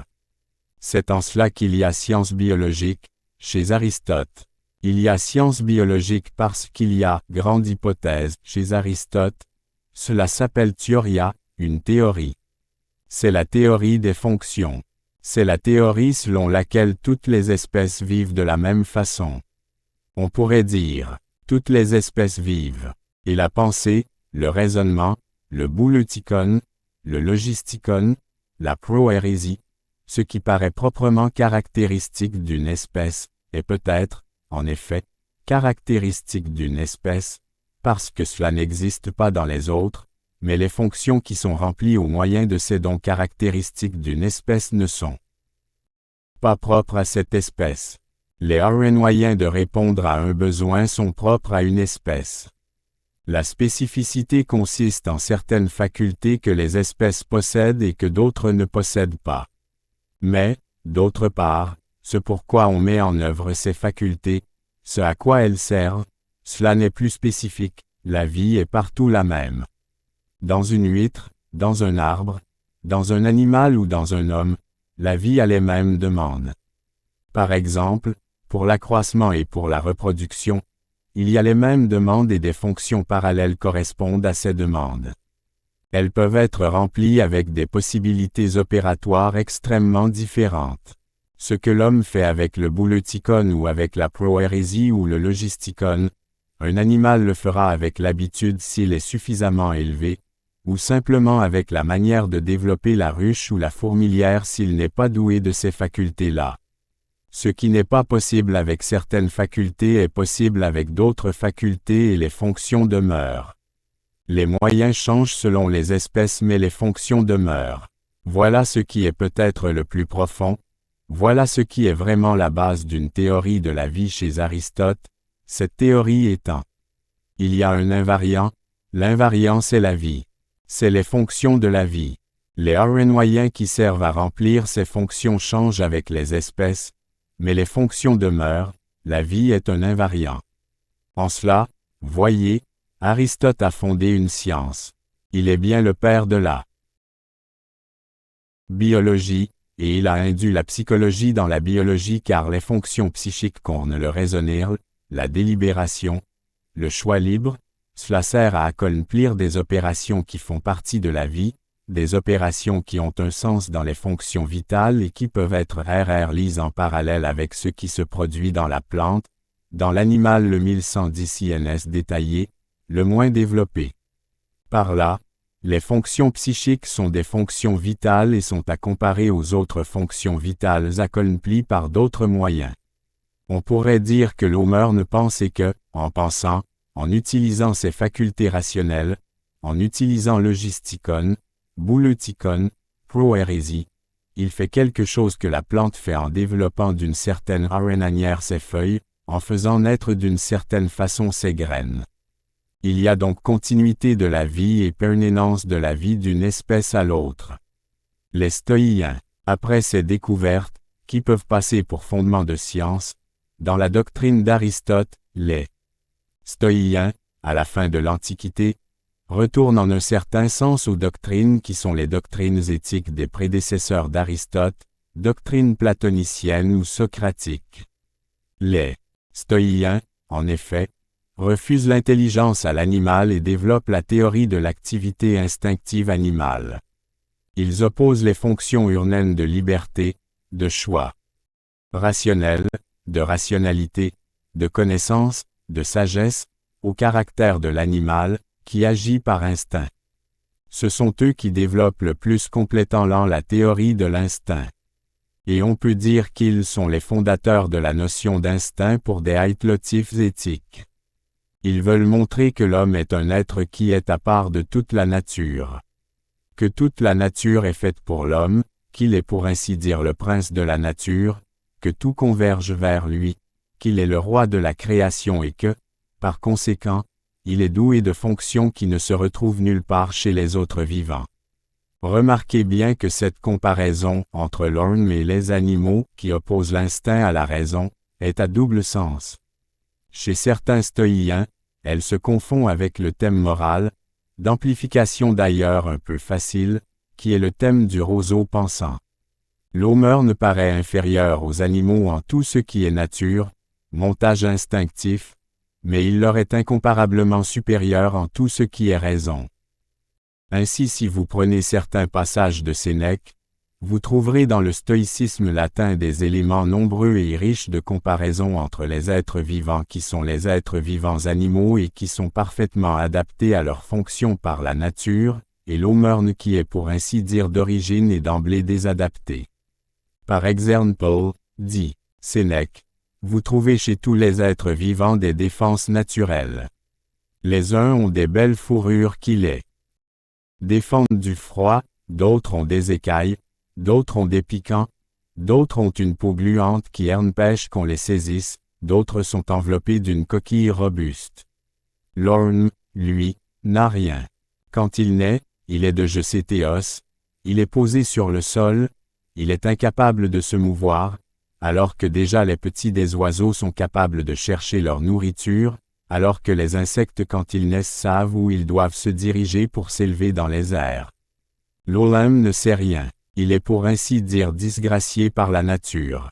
Il doit tout apprendre et il doit pendant de longues années dépendre de ses parents pour arriver à gagner sa vie et à se prémunir contre les principaux dangers qui guettent son existence. Mais, en revanche, il a la raison, il est le seul de tous les animaux à se tenir debout, et à regarder, à avoir les yeux tournés vers le ciel. Il y a là une amplification qui est une amplification oratoire, en une certaine mesure, mais qui s'alimente à l'idée d'une disjonction de base entre la nature et l'homme. Cette disjonction de base entre la nature et l'homme a pour principe, semble-t-il, certains aspects initiatiques, certaines doctrines, qui étaient, en une certaine mesure, des doctrines peut-être orphiques, peut-être pythagoriciennes, ou issues de L'(orphilne et du pythagorisme, et qui manifestaient que l'homme a une destinée à part. Tout le reste de la création, c'est du monde, c'est de la nature, cela est limité à soi-même, mais l'homme est d'une autre nature et il découvrira sa véritable destinée dans un autre monde. Peut-être y a-t-il chez les stoïens le début de cette très vaste aspiration à sortir du monde, qui se manifeste à la fin de l'Antiquité. En tout cas, l'idée que la nature ne suffit pas, que la nature donnée ne suffit pas et que l'ordre humain est un ordre différent. Ils ont été les fondateurs de la notion d'instinct pour montrer qu'il y a une différence capitale entre le principe des actions animales et le principe des actions humaines. Leur but est éthique. Conclusion de la première leçon. Nous distinguerons donc, pour résumer, dans cette période de l'Antiquité, les doctrines préplatoniciennes ou platoniciennes qui sont essentiellement de type éthique. Puis les doctrines relatives à Aristote ou qui se sont développées autour d'Aristote qu'on trouverait par exemple chez Théophraste aussi qui sont avant tout des doctrines de la corrélation fonctionnelle entre les principales activités psychiques et les différentes activités qui existent chez les animaux et même chez les plantes, qui correspondent donc à une théorie, en une certaine mesure, naturaliste des fonctions psychiques. Puis enfin, troisième point, retour à des doctrines éthiques avec les stoïens, grâce à la notion d'instinct, essentiellement constituée par l'autornatisme. L'animal agit par instinct. Ce qu'il fait à la ressemblance de l'homme, il ne le fait que par instinct, l'homme, lui, le fait par raison. Par conséquent l'homme est d'une nature différente de celle de l'animal et de celle de la plante. Deuxième leçon. Problème et enjeu. Nous avions terminé la dernière fois notre étude en disant qu'à la fin de l'Antiquité, les stoïens refusent l'intelligence à l'animal et développent la théorie de l'activité instinctive, c'est-à-dire d'une activité qui est comparable à celle de l'intelligence pour les résultats mais qui ne se fonde en aucune manière sur les mêmes fonctionnements internes. Particulièrement L'(animal) n'est pas autant que l'homme, tout au moins, lié au feu cosmique, au pu accent circonflexe R technicon, à ce feu artisan qui découpe toutes choses, qui les assemble et qui leur donne une signification. Mais l'Antiquité avait malgré tout surtout constitué une opposition, et cristallisé une opposition entre les théories qui sont des théories fondamentalement naturalistes, physiologiques et celles qui au contraire tendraient à considérer l'homme comme un être séparé de l'univers. Toutefois, malgré cette opposition entre la raison humaine et les conduites naturelles, les conduites des êtres qui sont surtout matière, ce qu'on trouve le plus généralement dans l'Antiquité, c'est la notion de gradation d'une réalité animale à une réalité humaine, soit par gradation ascendante, comme nous la trouvons chez les physiologues ioniens, soit par dégradation, comme nous la trouvons dans la doctrine platonicienne. Mais, qu'il s'agisse d'une gradation ou d'une dégradation et quelle que soit la distance que l'on admette à l'origine entre la réalité humaine et la réalité animale, même si on oppose, aux termes extrêmes, la réalité humaine à la réalité animale, on est conduit malgré tout à indiquer par un échelonnement progressif une continuité possible. Qu'il puisse y avoir une dégradation qui de l'homme passe aux animaux ou qu'il puisse y avoir une gradation qui, des animaux les plus simples comme les poissons nés dans la mer, nés de l'humide, passe progressivement à l'homme à travers une série ascendante, cela suppose que, quelle que soit la distance entre la réalité animale et la réalité humaine, au fond, il y a des conduites, des fonctions, des attitudes et des contenus lentaux qui sont de RNE accent circonflexe M nature dans l'animal et dans l'homme. Cette continuité mesurée, cette équivalence fonctionnelle, nous l'avons vu se manifester de la façon la plus claire, la plus sensée, la plus détaillée et finalement la plus proche d'une théorie scientifique véritable, dans la doctrine d'Aristote. Et l'Antiquité reste, autour de la doctrine d'Aristote, une vision du rapport entre la réalité humaine et la réalité animale qui est une vision intelligente, généreuse, non systématique, tout au moins non systématique d'emblée, non dichotomique, dans ses résultats sinon dans son principe, qui autorise par conséquent des rapprochements, des comparaisons, une hiérarchisation, mais une hiérarchisation qui n'est pas une hiérarchisation à des fins proprement d'opposition normative, entre un certain type de réalité naturelle et un autre type de réalité naturelle. Ce qui ressort, par conséquent, de la doctrine de l'Antiquité, c'est que ce qui se produit dans l'homme et ce qui se produit dans l'animal est comparable.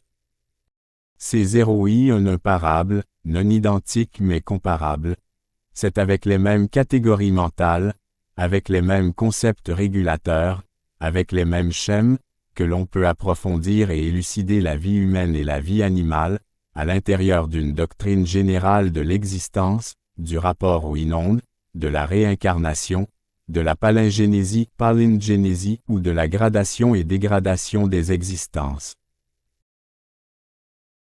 Au contraire, et comme nous allons essayer de le voir aujourd'hui, l'intervention de la doctrine de l'activité spirituelle, à partir du christianisme mais beaucoup plus encore à l'intérieur du cartésianisme, constitue une opposition dichotomique, une opposition qui affirme l'existence de deux natures distinctes, et non point seulement de deux niveaux, mettant d'un côté la réalité animale dépourvue de raison, peut-être même de conscience, en tout cas d'intériorité, et la réalité humaine, capable de la conscience de soi, capable du sentiment moral, capable de la conscience de ses actes et de la conscience de leurs valeurs.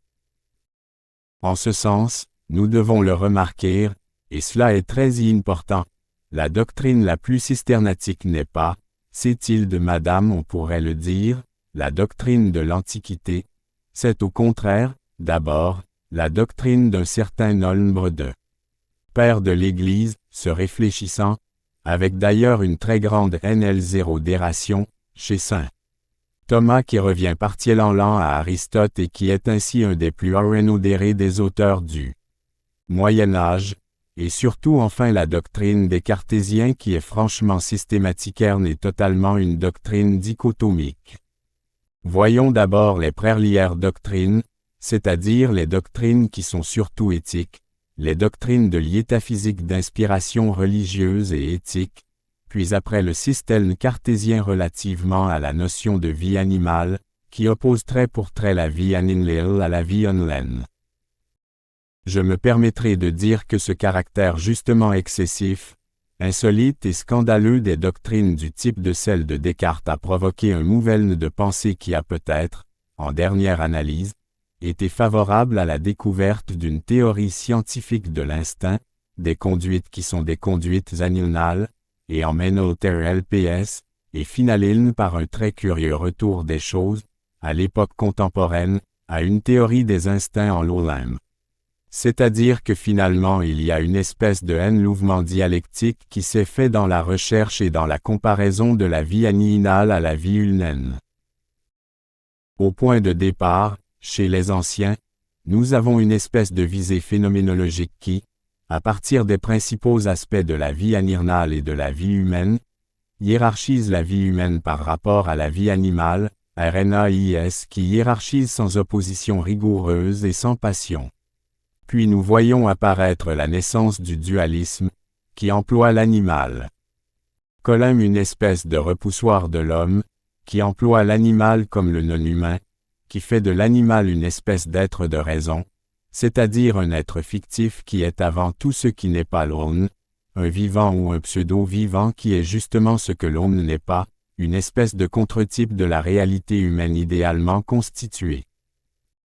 Et enfin, par un retour des choses qui se produit souvent dans la théorie quand elle rencontre l'épreuve de l'expérience, c'est la notion développée comme celle de l'animal, qui se trouve être généralisée et universalisée au point de permettre de penser les conduites humaines elles-mêmes, ceci étant la caractéristique de la troisième période de ce développement du problème de la relation entre l'animal et l'H0111N premier, entre la vie animale et la vie humaine, la troisième première époque étant celle du X1 et du XXe siècle, qui refuse le cartésianisme, non pas pour dire que l'animal est un être raisonnable et un être qui a une intériorité, un être qui a une affectivité, un être qui est toujours conscient et qui par conséquent a une âme, ce qui serait simplement le renversement du cartésianisme, mais qui renverse le cartésianisme d'une façon tout à fait inattendue et tout à fait singulière,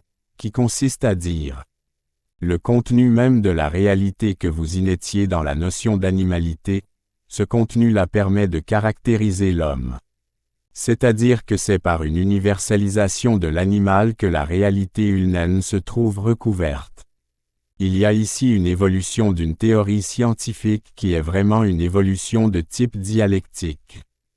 Depuis Aristote jusqu'à Descartes et de Descartes aux théories contemporaines de la notion d'instinct, les théories biologiques de la notion d'instinct, il y a vraiment une espèce de relation de thèse, antithèse, et de synthèse, le cartésianisme constituant l'antithèse de la théorie de l'Antiquité selon laquelle la réalité humaine et la réalité animale sont en continuité. Descartes affirme qu'elles ne sont pas en continuité. Finalement, la thèse contemporaine réaffirme à nouveau qu'elles sont en continuité, pas du tout par le renversement seulement du cartésianisme, mais en disant que ce qui est vrai de l'animal est vrai aussi de l'homme.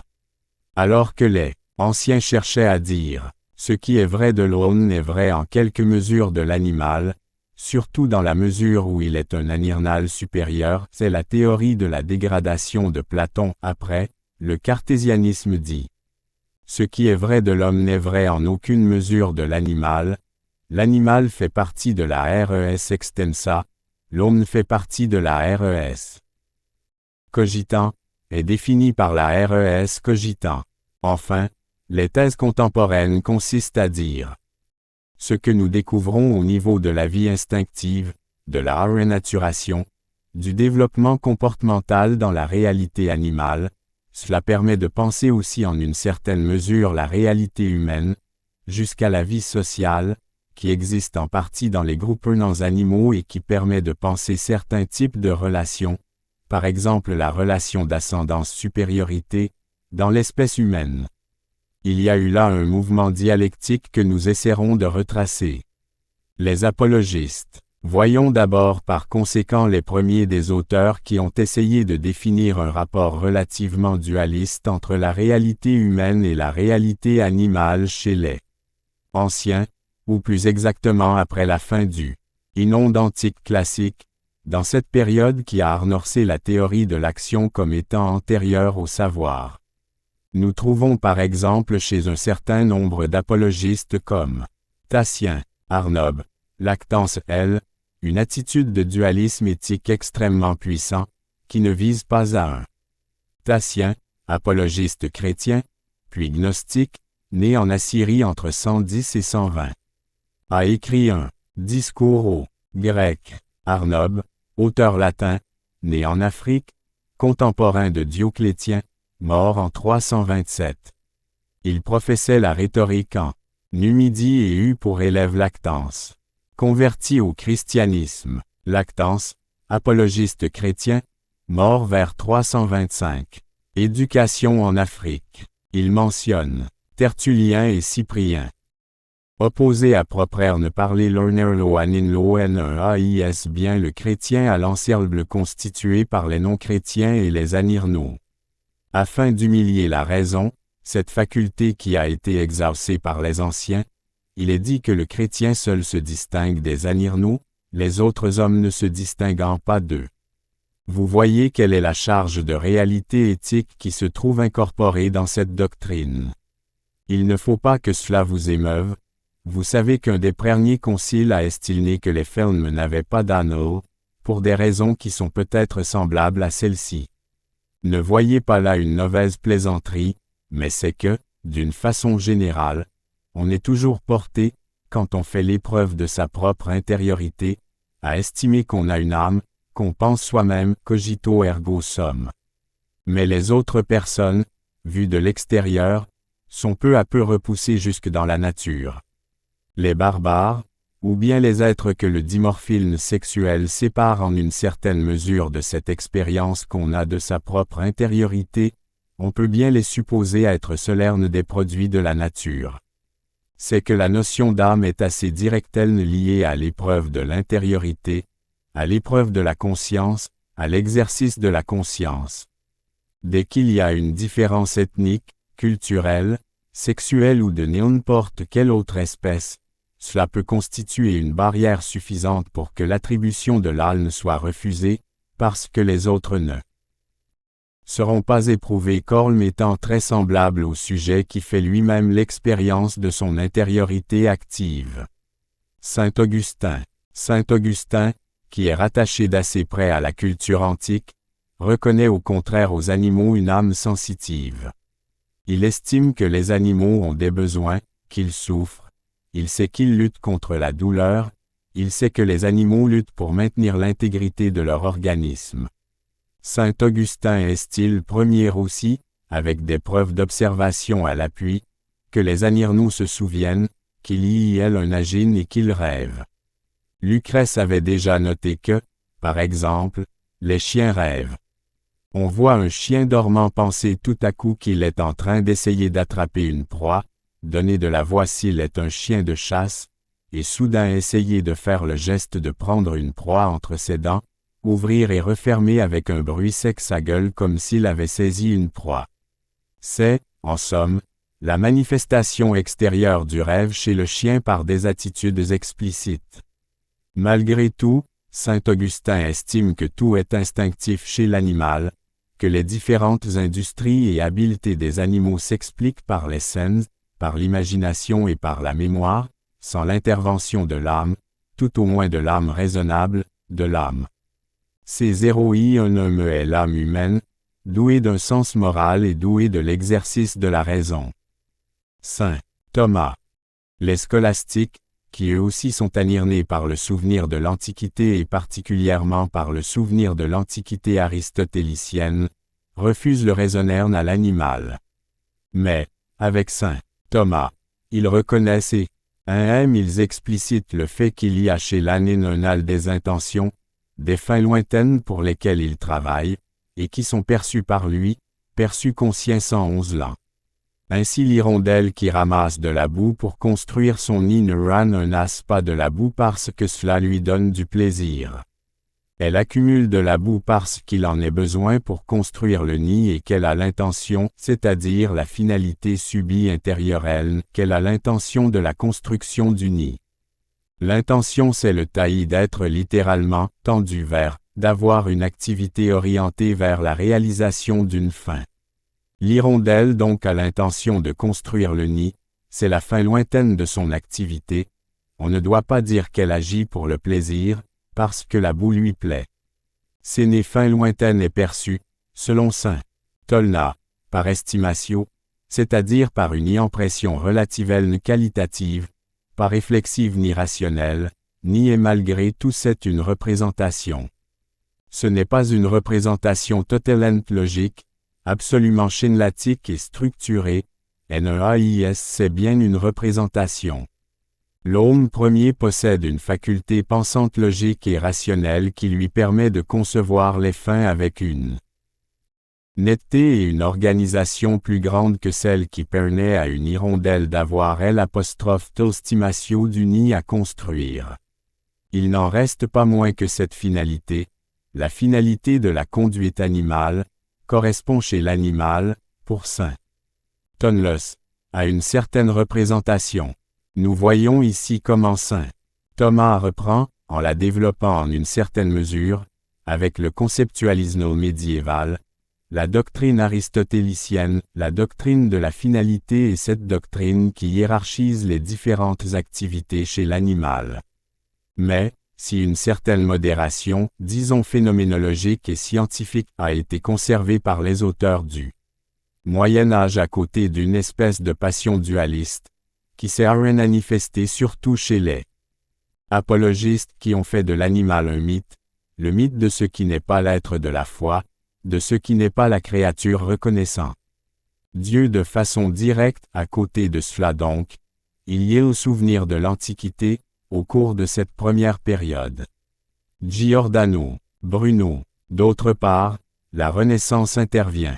Colin une redécouverte très vigoureuse de la relation entre le psychisme animal et le psychisme humain et, même, on pourrait dire que la Renaissance exalte le psychisme animal comme pour se venger du dualisme 11e des apologistes, exalte le psychisme animal pour le 111 être au-dessus du psychisme humain et pour dire que les animaux nous donnent des leçons.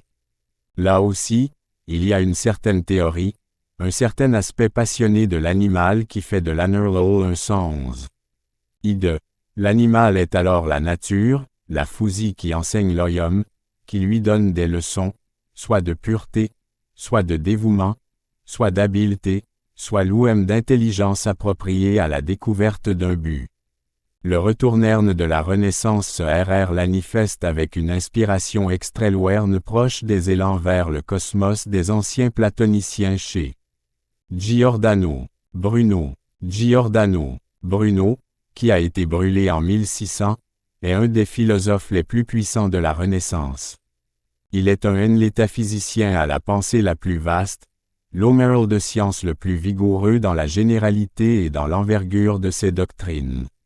Il avait abouti à une doctrine selon laquelle il existe des longs d'innombrables déversements animés et d'autres terres habitées, pas seulement la nôtre, mais d'autres planètes qui sont aussi habitées et en lesquelles la vie s'est développée.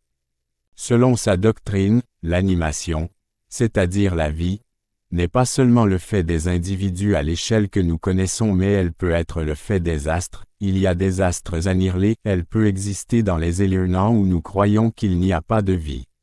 La pierre Melou sent à sa façon et éprouve certaines affections.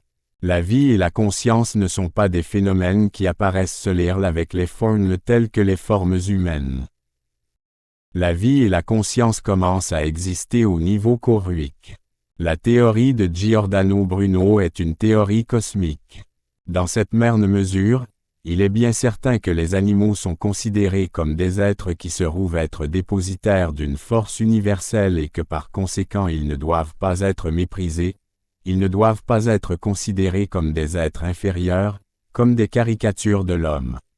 C'est à des traditions peut-être en une certaine mesure voisines, qu'on pourrait rapporter certains mouvements de pensée développés surtout dans l'Italie. Par exemple, on pourrait songer à saint François d'Assise et à sa manière de considérer la réalité animale. Saint François d'Assise. Pour saint François d'Assise, la réalité animale n'est pas du tout quelque chose de sordide et de grossier. Elle fait partie d'un ordre universel. Les animaux à leur manière reconnaissent la gloire du Créateur et l'harmonie de la création et, en quelque manière ils adorent et honorent Dieu à leur façon. C'est pourquoi il n'est pas impossible, si on atteint un niveau suffisant de pureté morale et de simplification de soi-même, il n'est pas impossible d'être directement entendu des animaux. La communication de l'homme à l'animal n'est rendue impossible que par les péchés humains, que par une espèce d'épaississe. S'élan de la conscience, de grossièreté, de lourdeur des habitudes. RNAIS. Ornithol qui s'est assez purifié, qui est lui-elle suffisamment inspiré, qui a conscience de ce qu'est l'univers Tomena. Création et qui Dieu, est entendu des animaux. Vous savez ce que l'on dit, à savoir que les animaux se rassemblaient pour écouter Saint François d'Assise. Il y eut le accent circonflexe M plus que cela. Il y a certaines légendes qui se sont développées à cette époque et selon lesquelles il semblerait qu'on ait accordé la possibilité de la sainteté à des aniltlos. La notion de sainteté développée dans la pensée éthique et religieuse n'aurait pas été réservée uniquement à l'être RNAIS, il pourrait y avoir une certaine sainteté aninlil. Cela, c'est une pensée qui va bien avec certaines conceptions de la Renaissance. La Renaissance a découvert un rapport entre l'homme et les choses, entre l'homme et l'univers. Au lieu de considérer orgueilleusement la réalité online comme une création spéciale de Dieu, création pour laquelle l'ordre universel tout entier est finalisé, et à laquelle il est subordonné de façon absolue, c'est plutôt selon un ordre esthétique que le rapport entre l'homme et les animaux est pensé. C'est la création tout entière qui est RNL0nieuse, la place de l'homme est complémentaire de la place des animaux et des plantes. Il y a une totalité universelle. C'est la notion de grand être, c'est cette espèce de panthéisme qui s'est développée en une certaine mesure à la Renaissance. Chez les auteurs chrétiens, ce n'est pas un panthéisme, bien entendu, et cela devient une théorie de l'harmonie de l'univers comme création de Dieu. Mais, chez les auteurs panthéistes, ou naturalistes, c'est véritablement une reprise du panthéisme ancien. Montaigne. L'écho de ces doctrines de la Renaissance se trouve chez des auteurs qui ont préparé directement la pensée cartésienne, RNAIS qui l'ont préparé sans, en aucune manière, accepter le dualisme 111e entre l'homme et l'ani 111 al. Par exemple, c'est le cas de Montaigne. Montaigne représente plutôt l'état d'esprit de la Renaissance que celui du cartésianisme. Il est profonderne 1110niste, c'est-à-dire que pour lui, les facultés psychiques qui existent dans les animaux sont les mêmes que celles qui existent en l'homme 111e. Pour Montaigne, les animaux jugent, comparent, raisonnent, et agissent comme l'homme. L'homme est mieux que l'homme. Montaigne, vous le savez, a une pensée ondoyante, et il est difficile de saisir exactement ce qu'on pourrait appeler son système. Il est beaucoup plus facile de saisir ses intentions que son système. Ses intentions sont assez nettes. Les apologistes, il a l'intention d'humilier la raison pure, celle qui fabrique des cisternes, mais, plus encore que la raison, il veut humilier l'orgueil parce que l'orgueil loin des théories. Trop systématique, c'est ce qui fait que nous faisons cuire un homme, c'est ce qui a fait les guerres de religion, c'est ce qui fait les conflits les plus âpres et les plus destructifs dans l'espèce humaine. Il faut donc réintégrer l'homme à l'ordre de la création, faire qu'il se conçoive, en une certaine mesure, comme assez proches parents des animaux, qui vivent d'une façon réglée, qui vivent d'une façon beaucoup plus directe liée au processus naturel. C'est pourquoi Montaigne évoque les chèvres de Candie qui, lorsqu'elles ont reçu un trait, une flèche, par la seule instruction et liétrise de nature, s'en vont chercher le dictame et mangent cette herbe afin de guérir. Au lieu de nous donner de l'orgueil en disant que les chèvres agissent ainsi par nature, alors que nous nous choisissons par raison tel ou tel médicament lorsque nous sommes malades, nous devrions plutôt considérer que les Anitnous ont bien de l'honneur d'avoir en la nature une si certaine maîtresse d'école. Or vous voyez, il y a ici malgré tout un glissement de sens. Voici ce qui est important dans la théorie de Montaigne, ceci est tiré de l'Apologie de Rindinu de Sibondin. La doctrine qui intervient ici est sarnei tréma se a un glissement de sens parce que, comme vous le voyez, Montaigne distingue parfaitement ce que l'homme acquiert. 1. Montaigne, Est-y, livre 2, chapitre 12.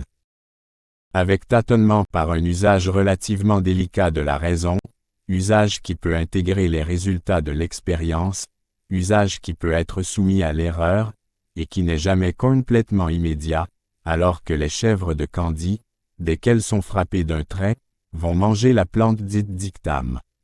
Il y a évidemment ici deux conduites, deux espèces de conduites, et Montaigne le sait bien, puisqu'il dit que c'est bien de la chance qu'ont les animaux, d'avoir l'honneur d'une si certaine maîtresse d'école, la nature, c'est-à-dire d'agir selon un comportement, selon une conduite qui est différente de la conduite humaine, la conduite rationnelle étant une conduite qui peut exister. Alors Montaigne montre que ce sont les animaux qui sont supérieurs, puisqu'ils n'ont même pas besoin de s'interroger pour savoir quel médicament il faut, ils connaissent directement les médicaments, ils ont une certaine maîtresse d'école, ils ne se trompent pas. C'est la porte ouverte au dualisme.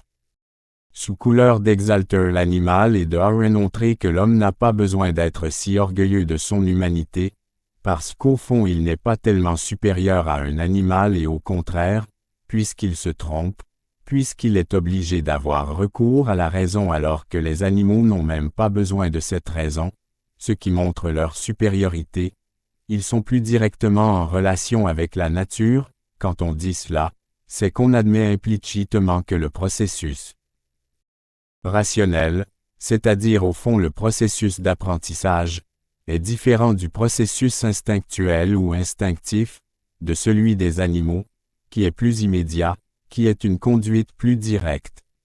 Et c'est en effet à partir de cette opposition qu'il y aura distinction complète entre l'inspiration de la Renaissance, qui est une inspiration naturaliste, moniste, et au contraire le système de Descartes, qui est un système dualisant, plus dualiste qu'il n'y a jamais eu de dualisme depuis l'Antiquité, plus dualiste peut-être que les apologistes comme Tatien, Arnob et Lactance, qui déclaraient que le chrétien est complètement différent des animaux et des autres hommes.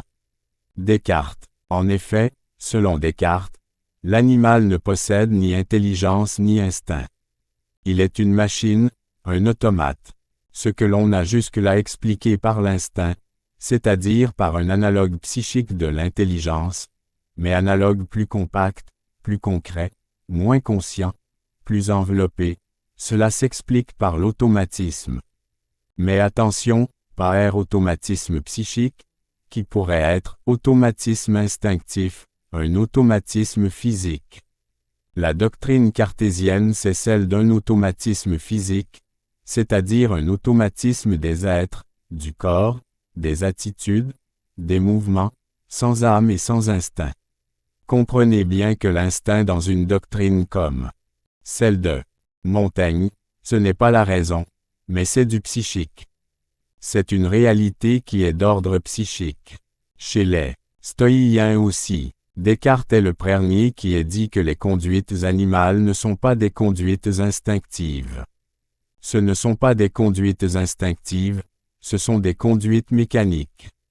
Ce n'est pas du tout la même chose, car on peut évidemment lever une confusion. On peut dire que ce qui caractérise les conduites instinctives, c'est faux, d'ailleurs, on le verra par la suite, c'est l'automatisme. On a dit ça très souvent, on l'a dit depuis les stoïciens. Mais c'est un automatisme psychique dont on veut parler, un automatisme comparable à celui qu'on obtient ou qu'on pense obtenir lorsqu'on se livre par exemple à un apprentissage extrêmement serré et qu'on peut après, dans l'apprentissage du type apprentissage par cœur, dérouler une série de nombres, de mots ou un texte comme n'y pensant pas et faisant en même temps PS autre chose. Ces activités, quand elles sont constituées, qui peuvent se dérouler à partir d'un processus de déclenchement comme une stimulation initiale, telle que par exemple la récitation d'un texte qu'il faut reprendre au point de départ pour arriver à le dire compléterne, constituent un automatisme que l'on peut appeler un automatisme de type psychique. Mais ce n'est pas du tout cet automatisme-là auquel Descartes pense. Il décrit un automatisme qui est bien loin d'être l'analogue de l'intelligence, qui est bien loin d'être l'analogue d'une habitude acquise et apprise, c'est un automatisme de la matière, de la lei extensa, c'est-à-dire quelque chose qui est comparable au fonctionnement d'une machine, à cause de la forme de ses pièces. Quand une araignée construit sa toile, elle agit exactement comme une machine à tisser. Quand une taupe pousse sa taupinière, creuse sa galerie et pousse sa taupinière, elle agit comme une pelle à fouir, c'est-à-dire comme un outil qui a été fait de manière à soulever la terre de cette façon-là. Les animaux sont conformés pour un certain type d'action, d'ailleurs généralement étroit. En dehors d'une certaine manipulation matérielle correspondant à leur conformation corporelle, ils sont extrêmement maladroits, ils sont incapables de résoudre un vrai problème. Bien loin donc que les merveilles de l'industrie des animaux qu'on citait pour montrer la supériorité animale témoignent de la supériorité de l'animal, ces merveilles témoignent contre eux et témoignent contre l'instinct si on voulait considérer l'instinct comme quelque chose de psychique. Il n'y a pas d'instinct, il n'y a que de l'automatisme corporel. Voici ce que dit Descartes. Bien qu'il y ait plusieurs animaux qui témoignent plus d'industrie que nous en quelques-unes de leurs actions, on voit toutefois que les mêmes n'en témoignent pas du tout en beaucoup d'autres.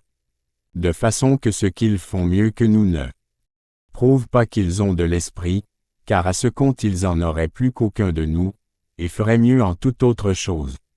Mais plutôt qu'ils n'en ont point, et que c'est la nature qui agit en eux, la nature, c'est-à-dire la conformation de leur corps. Ils agissent par figure et mouvement. Et, de même qu'avec une pelle à fouir, on ne peut guère faire autre chose bien que de fouir, ou avec une machine à tisser que de tisser, ainsi une araignée est incapable de faire autre chose que de tisser une toile ou une taupe que creuser la terre et la pousser ensuite en forme de taupinière. L'animal se trouve donc de par sa conformation corporelle éminemment apte au fonctionnement de son corps, et en dehors du fonctionnement de son corps, il ne peut rien. Bien entendu, dit Descartes, l'esprit humain ne peut pénétrer dans le cœur des bêtes pour savoir ce qui s'y passe, lettre A. Morus 2. Mais enfin, Descartes affirme que la pensée est enfermée dans le sentiment que nous en avons, que la pensée donc est conscience, il affirme aussi ceci. Après l'erreur de ceux qui nient Dieu, il n'y en a point qui éloigne plutôt les esprits faibles du droit chemin de la vertu que d'imaginer que l'âme des bêtes soit de même nature que la nôtre 3. Ce qui veut dire que l'âme humaine est res cogitant, et que 1. Descartes, du cours de la méthode, 5e panie, 2. Descartes, LETF1, ELI 2, Horus, 5 février 1649. 3. Descartes, discours de la métocu, V. Partie. La réalité annuelle est tout entière res extensa, sans conscience, sans intériorité. Vous remarquez en effet que le critère sur lequel Descartes s'appuie pour distinguer la réalité humaine et la réalité animale, c'est ceci. La réalité humaine se distingue de la réalité animale parce que l'animal peut faire très bien, comme un outil, une certaine chose, et en dehors de cela, rien. Pas de plasticité, alors que l'être humain peut mettre toutes les difficultés en forme de problèmes, et les résoudre progressivement par degrés, etc. Enfin, selon la méthode cartésienne. Ce qui fait que l'homme ne se trouve adapté complètement par figure et mouvement à rien. Il n'a pas la conformation de la taupe ou les filières de l'araignée, ou les crochets de l'araignée, mais, par la raison, par l'esprit, parce que Descartes appelle avoir de l'esprit, avoir une âme, avoir une faculté rationnelle, par le fait qu'il a de l'esprit, L'ONL peut s'attaquer à toute difficulté, c'est chercher à en venir à bout par des moyens qui sont des 1110 N progressifs, des moyens de résolution de problèmes, position et résolution de problèmes. Donc négation de la conscience chez l'Aninlal, négation surtout de la faculté d'acquisition rationnelle, d'apprentissage intelligent, de résolution intelligente des problèmes. Notion d'Otwa 11 Atisnol dans la conduite animale, suppression de l'idée d'instinct. Malebranche. Parmi ceux qui adoptent la doctrine cartésienne, un des plus fervents est Malebranche. Il a un argument merveilleux pour dire que les animaux ne peuvent certainement pas avoir une âme et que les animaux ne souffrent pas. Il écrit, les animaux mangent sans plaisir, ils crient sans douleur, ils croissent sans le savoir. Ils ne désirent rien, ils ne craignent rien, ils ne connaissent rien. Et s'ils agissent d'une manière qui marque de l'intelligence, c'est que Dieu les ayant faits pour les conserver, il a formé leur corps de telle façon, qu'ils évitent machinalement et sans crainte, tout ce qui est capable de les détruire.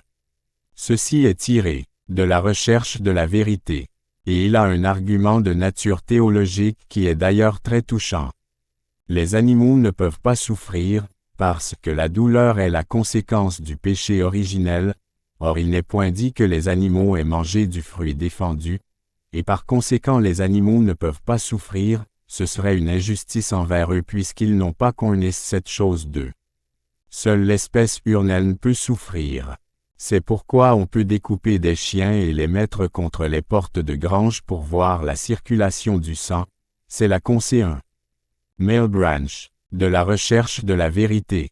Livre 6, Il partit, chapitre 7, Pléiade p. 467. 2. Voir par exemple, Malebranche, de la recherche de la vérité. Livre 4, chapitre 11, Pléiade p. 717. Quand ce que tiraient les gens de Port-Royal, les le sieur de Port-Royal, se permettant la vivisection parce que les animaux ne peuvent pas souffrir.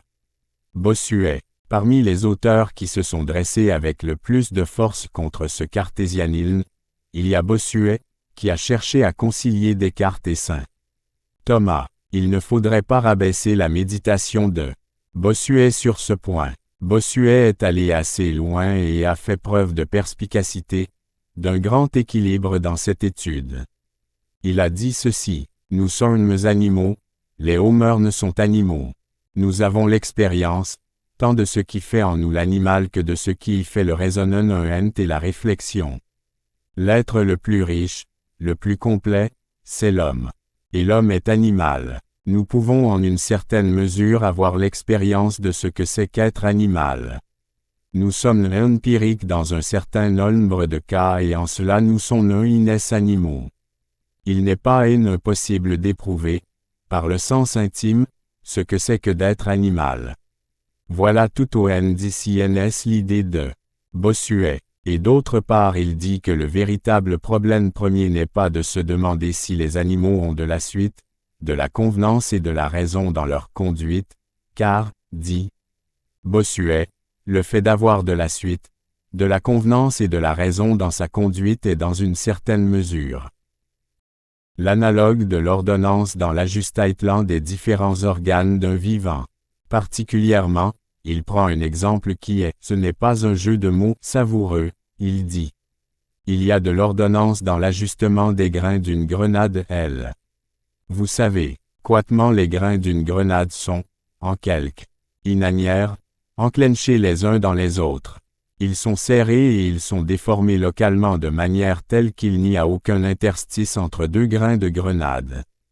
Ils ne sont pas rigoureusement réguliers, mais ils sont si bien imbriqués les uns dans les autres, si bien serrés les uns contre les autres qu'il n'y a absolument aucun vide et qu'il faut pour ainsi dire les sortir un par un si on ne veut ne pas les écraser.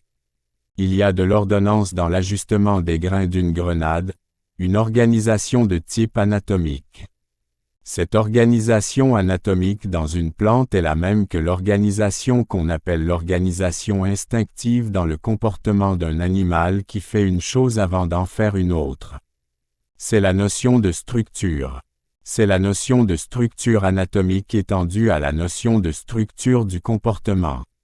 Le véritable problème n'est donc pas de savoir s'il y a une structure, c'est-à-dire de la suite, de la raison, des liaisons dans la une. Bossuet, Traité du libre arbitre, ch. v. De la différence, entre l'homme, et la bête. Conduite des Anirno, mais de savoir si la raison qui se manifeste par cette suite, cette organisation est en eux individuellement ou bien si elle est dans celui qui les a faits. Le problème qui est posé est donc ici le problème de la création. Est-ce que c'est l'espèce animale qui contient quelque chose qui à titre spécifique pousse chacun des individus à agir de cette façon-là parce qu'il est un chien, ou parce qu'il est un chat, ou parce qu'il est un écureuil, de même que les grains d'une grenade sont imbriqués les uns dans les autres parce qu'il s'agit d'une grenade et qu'elle a CRU accent circonflexe de telle façon et qu'il est de son espèce d'être ainsi anatomiquement, ou bien alors, est-ce que vraiment dans chaque animal, il y a quelque chose qui fait qu'actuellement et activement se constitue le principe d'une organisation, de suite, de raison et de liaison entre les différents actes? Est-ce que, autrement dit, il s'agit d'une activité spécifique ou bien est-ce qu'il s'agit d'une activité individuelle? Quel est le support de la raison? Si c'est le Créateur qui a mis dans les Anirno cette raison, cette organisation, etc. Elle est tout à fait semblable à l'organisation des grains d'une grenade, qui est évidemment spécifique, alors que, si elle est individuelle, elle est très comparable à ce qui se produit dans l'être humain qui est le dépositaire, lui-même, en tant qu'individu, en tant que personne, de l'organisation de ses actes, de la corrélation de ses conduites. Voilà comment Bossuet pose le problème, d'ailleurs sans le résoudre totalement. Mais il montre une claire conscience de ce qu'on peut appeler la structure du comportement en corrélation avec la structure de l'organisation au niveau anatomo-physiologique chez les vivants. D'ailleurs chez Aristote on trouvait quelque chose déjà partiellerne de ce type, La Fontaine, mais l'auteur qui, dans cette pensée du XVIIe siècle, a pris la défense du règne animal comme bafoué par la pensée systématique et qui l'a fait avec une tournure philosophique indéniable et avec déjà des éléments de savoir positif, qui sont des éléments pouvant être considérés cornils le point de départ de l'étude éthologique, c'est-à-dire de l'étude des mœurs, des conduites des Anirno, c'est La Fontaine. Il est le premier, il n'est pas du tout le dernier, Merno. XVIIe siècle, car c'est à partir du XVIe siècle que la théorie de la conduite animale s'est dégagée peu à peu de la théorie philosophique et elle est devenue une science d'expérience, une matière d'expérience. C'est, je vous l'ai dit déjà, dans les fables, que l'on trouve, particulièrement dans le discours à Madame Ier de la Sablière, que l'on trouve cette affiliation et cette étude.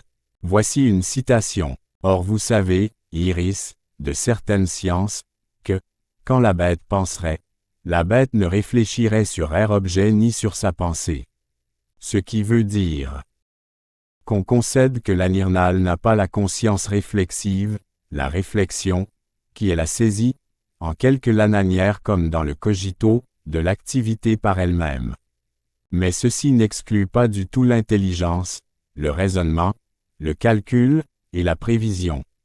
Voyons ce discours à Madame de la Sablière, qui est un runner-so important. Il y a aussi l'épître à Madame de Montespan, qui peut être cité relativement à cela. C'est un morceau qui peut-être a un caractère ennuyeux mais qui voudrait arriver à arrêter le cartésianisme parce que le cartésianisme est inadéquat dans tous les phénomènes vitaux. Vous savez que, dans l'ensemble, la manière dont La Fontaine a considéré le genre des fables est une manière qui est tirée de l'Antiquité, et qui dans cette même mesure ne doit pas être considérée par nous comme l'expression directe de la façon dont La Fontaine avait étudié la réalité. La fable est un genre littéraire, mais dans les épîtres et les discours, il exprime beaucoup Arrhenius sa doctrine, d'une façon qui est pour ainsi dire une dissertation. C'est la fin du livre 9. Après les galanteries dans la mode du temps, voici qu'orne les choses sont présentées. Il dit, vers 24 à 178. Ce fondement posé, ne trouvez pas mauvais. Quand ces fables aussi j'entremêle des traits de certaines philosophies, subtiles, engageantes et hardies. C'est la philosophie de Descartes. On l'appelle nouvelle. En avez-vous ou non? Oui, parlez. Ils disent donc que la bête est une machine. Qu'en elle tout se fait sans choix et par ressort. Nul sentiment, point d'âme, en elle tout est CMPS. Telle est la montre qui chemine, à pas toujours égaux, aveugle et sans dessein. Pas de prévision, la montre dont l'aiguille avance. Ouvrez-la, lisez dans son sein. Maintes roues y tient lieu de tout l'esprit du monde. La première y meut la seconde. Une troisième suit, elle sonne à la fin. Au dire de ces gens la bête est toute telle. L'objet la frappe en un endroit. Ce lieu frappé est, en va tout droit. Selon nous, aux voisins emporter la nouvelle. C'est la théorie de la conduction nerveuse. Le sens de proche en proche aussitôt la reçoit. L'impression se faillit. Vie et comment se faillit-elle? Selon eux, par nécessité. Sans passion, sans volonté. L'animal se sent agité, de mouvements que le vulgaire appelle tristesse, joie, MNOLTR, plaisir, douleur cruelle. Ou quelque autre de ces états. Mais ce n'est point cela, ne vous trompez pas. Qu'est-ce donc? Une montre. Et Nolly, c'est, voici de la façon que Descartes l'expose. Descartes, ce mortel dont on eût fait un Dieu, chez les païens, et qui tient le milieu, autre chose. Entre l'homme et l'esprit, comme entre l'hyélitre et l'homme. Le tient-elle de nos gens, franche bête de somme. Voici, dis-je, qu'orne résonne cet auteur. Sur tous les animaux, enfants du Créateur, j'ai le don de penser, et je sais que je pense. Or vous savez, Iris, de certaines sciences, que quand la bête penserait, la bête ne réfléchirait sur l'objet ni sur sa pensée. Descartes va plus loin, et soutient nettement qu'elle ne pense nofement. Vous n'êtes point embarrassé de le croire, ni moi. Cependant, quand au bois, le bruit des corps, celui des voix, n'a donné nul relâche et la fuyante proie, quand vain elfe a mis ses efforts à confondre et bruit voix. L'animal chargé d'an, vieux, celle fait de 10 corps, en suppose un plus jeune et l'oblige par force à présenter au chien une nouvelle morse. Que de raillonnements pour conserver ses jours. Le retour sur ses pas, les malices, les tours, et le change, et sans stratagème. Digne des plus grands chefs, digne d'un meilleur sort. On le déchire après sa mort. Ce sont tous ses honneurs suprêmes. Quand la perdrix voit ses petits en danger, et n'ayant qu'une plume nouvelle, qui ne peut fuir encore par les airs le trépas, elle FOIT la blessée et va traînant de l'aile. Attirant le chasseur, et le chien sur ses pas, détourne le danger, s'awidger ainsi sa famille. Et puis, quand le chasseur croit que son chien la pile, elle lui dit adieu, prend sa volée, et rit. De l'homme, qui confie des yeux en vain la soute. Non loin du nord il est un monde, où l'on sait que les habitants vivent ainsi qu'au premier temps, dans une ignorance profonde. Je parle des humains, car, quant aux animaux, ils y construisent des travaux, qui des torrents grossissent arrêtent le ravage, et font communiquer l'un et l'autre rivage. L'édifice résiste, et dure en son entier. Après un lit de bois, est un lit de mortier. Chaque castor agit, commune en est la tâche. Le vieux y faillit marcher, le jeune s'en relâche. Mint maître d'œuvre y court, et tient haut le bâton. La République de Platon ne serait rien que la preille, de cette formule à une phibie. Ils savent en hiver élever leur maison, passent les étangs sur des ponts, fruits de leur art, savant ouvrage. Et nous pareils ont, beau le voir, jusqu'ils présentent tout leur savoir elles, saint de passer l'onde à la nage. Que c'est, castor ne soit qu'un corps vide d'esprit, jamais on ne pourra m'obliger à le croire.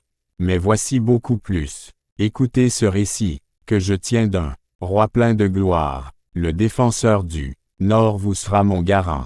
Je vais citer un prince aimé de la victoire. Son nom seul est un mur à l'Empire ottoman.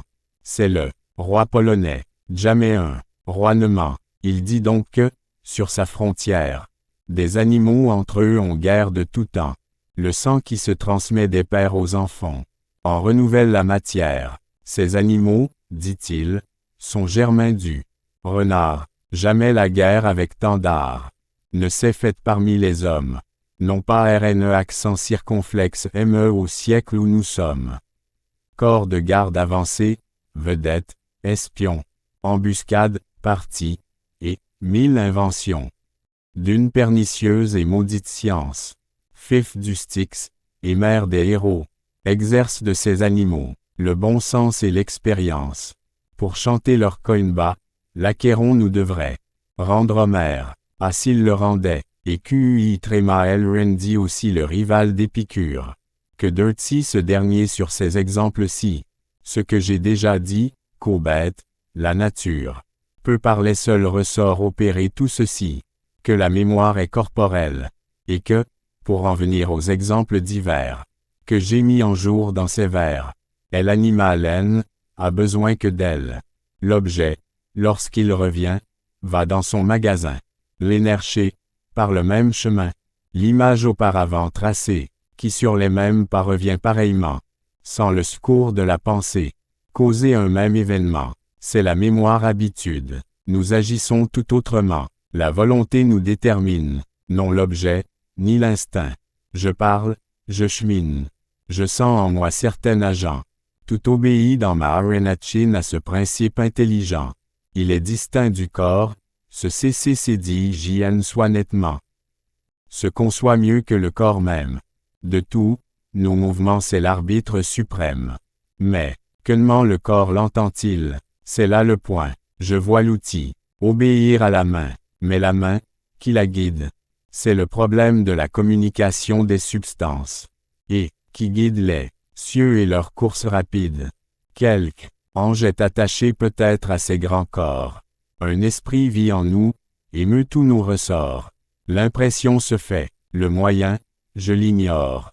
On ne l'apprend qu'au sein de la divinité, et, s'il faut en parler avec sincérité, Descartes l'ignorait encore. Nous et lui là-dessus nous sommes tous égaux. Ce que je sais, Iris, c'est qu'en ces animaux, dont je viens de citer l'exemple, cet esprit n'agit pas, l'homme seul est son temple. Aussi faut-il donner à l'animal un point, que la plante, après tout, n'a point. Cependant la plante respire. Point d'exclamation. Viez que répondra-t-on à ce que je vais dire? Sous la fable, les deux rats, le renard et l'œuf qui indiquent la possibilité de prévision et, dans une certaine haine un est sûr, le raisonnèrent chez l'animal. Il existe aussi une autre fable en laquelle la Fontaine a voulu directement attaquer la doctrine cartésienne, c'est la fable du hibou, plus petit que. Les souris et le chat-huant, livre 11, fable 9 qui avait manifesté. De la pronoia, un principe de prévision, et de calcul en fonction de ce que la prévision lui permettait de saisir. On a trouvé dans un arbre creux un vieux hibou. Les vieux hiboux sont toujours plus sages que les jeunes hiboux, et on a trouvé en même temps une PS que lui, au fond du creux de l'arbre, force souris sans pied toute ronde de graisse. C'est le hibou qui les avait capturés pendant l'été aux mornes où les souris se promènent et il les avait amputés parce qu'il avait raisonné, alors là. Fontaine nous retrace son raisonnement ainsi. Or ce peuple a des pieds, ce peuple fuit. Par conséquent si on lui coupe les pieds et qu'on le garde à l'intérieur de l'arbre, ce sera de la bonne chair fraîche à manger en hiver. Mais ce peuple va dépérir car n'ayant plus ses pieds, il ne pourra plus se nourrir. Par conséquent il faut aussi amasser du grain, du blé, et le hibou avait fait provision d'une certaine quantité de grain, de blé, qu'il donnait aux souris afin de les maintenir toutes rondes de graisse. Voilà quelques exemples que la Fontaine indique pour montrer que, non seulement il y a conscience chez les animaux, il n'y a pas réflexion, il adhère qu'il n'y a pas réflexion, mais il y a conscience, parce qu'il y a des faits d'organisation individuelle et d'expérience individuelle. On pourrait évidemment l'ajouter, il ajoute presque. Il parle des animaux sociaux, et je ne demande si à ce inouïment il a songé à cela, c'est possible qu'il y a des aspects culturels chez les animaux. Ce qu'on appelle une culture dans certaines sociétés animales. On a trouvé en particulier que certaines sociétés de lions, à certains endroits, ont des manières de chasser qui ne sont pas les mêmes que celles que d'autres sociétés de lions mettent en pratique à d'autres endroits. Par exemple la façon de cerner la proie, de rabattre les proies en faisant des associations d'une trentaine ou d'une quarantaine d'animaux qui s'éloignent beaucoup et qui ensuite se rapprochent de façon à chasser les proies vers le centre du cercle qui se referme. Ce sont des formes culturelles et pas seulement instinctives. C'est-à-dire que si un lion a été élevé dans un groupe où on pratique cette manière de chasser, il sait chasser de cette façon, sinon il ne le sait pas. Il ne semble pas qu'il le sache d'instinct, qu'il le fasse d'instinct. Il n'est pas sûr qu'il n'y ait pas des phénomènes culturels très caractérisés dans les sociétés animales. Voilà quelque chose qui est presque en filigrane dans ce qui nous est dit des castors. Avec la hiérarchie sociale, un castor commanderait aux autres en tenant haut le bâton. Je ne sais pas du tout si c'est vrai, mais enfin c'est l'idée qu'il peut y avoir des relations d'ascendance-supériorité entre les animaux dans les conduites collectives.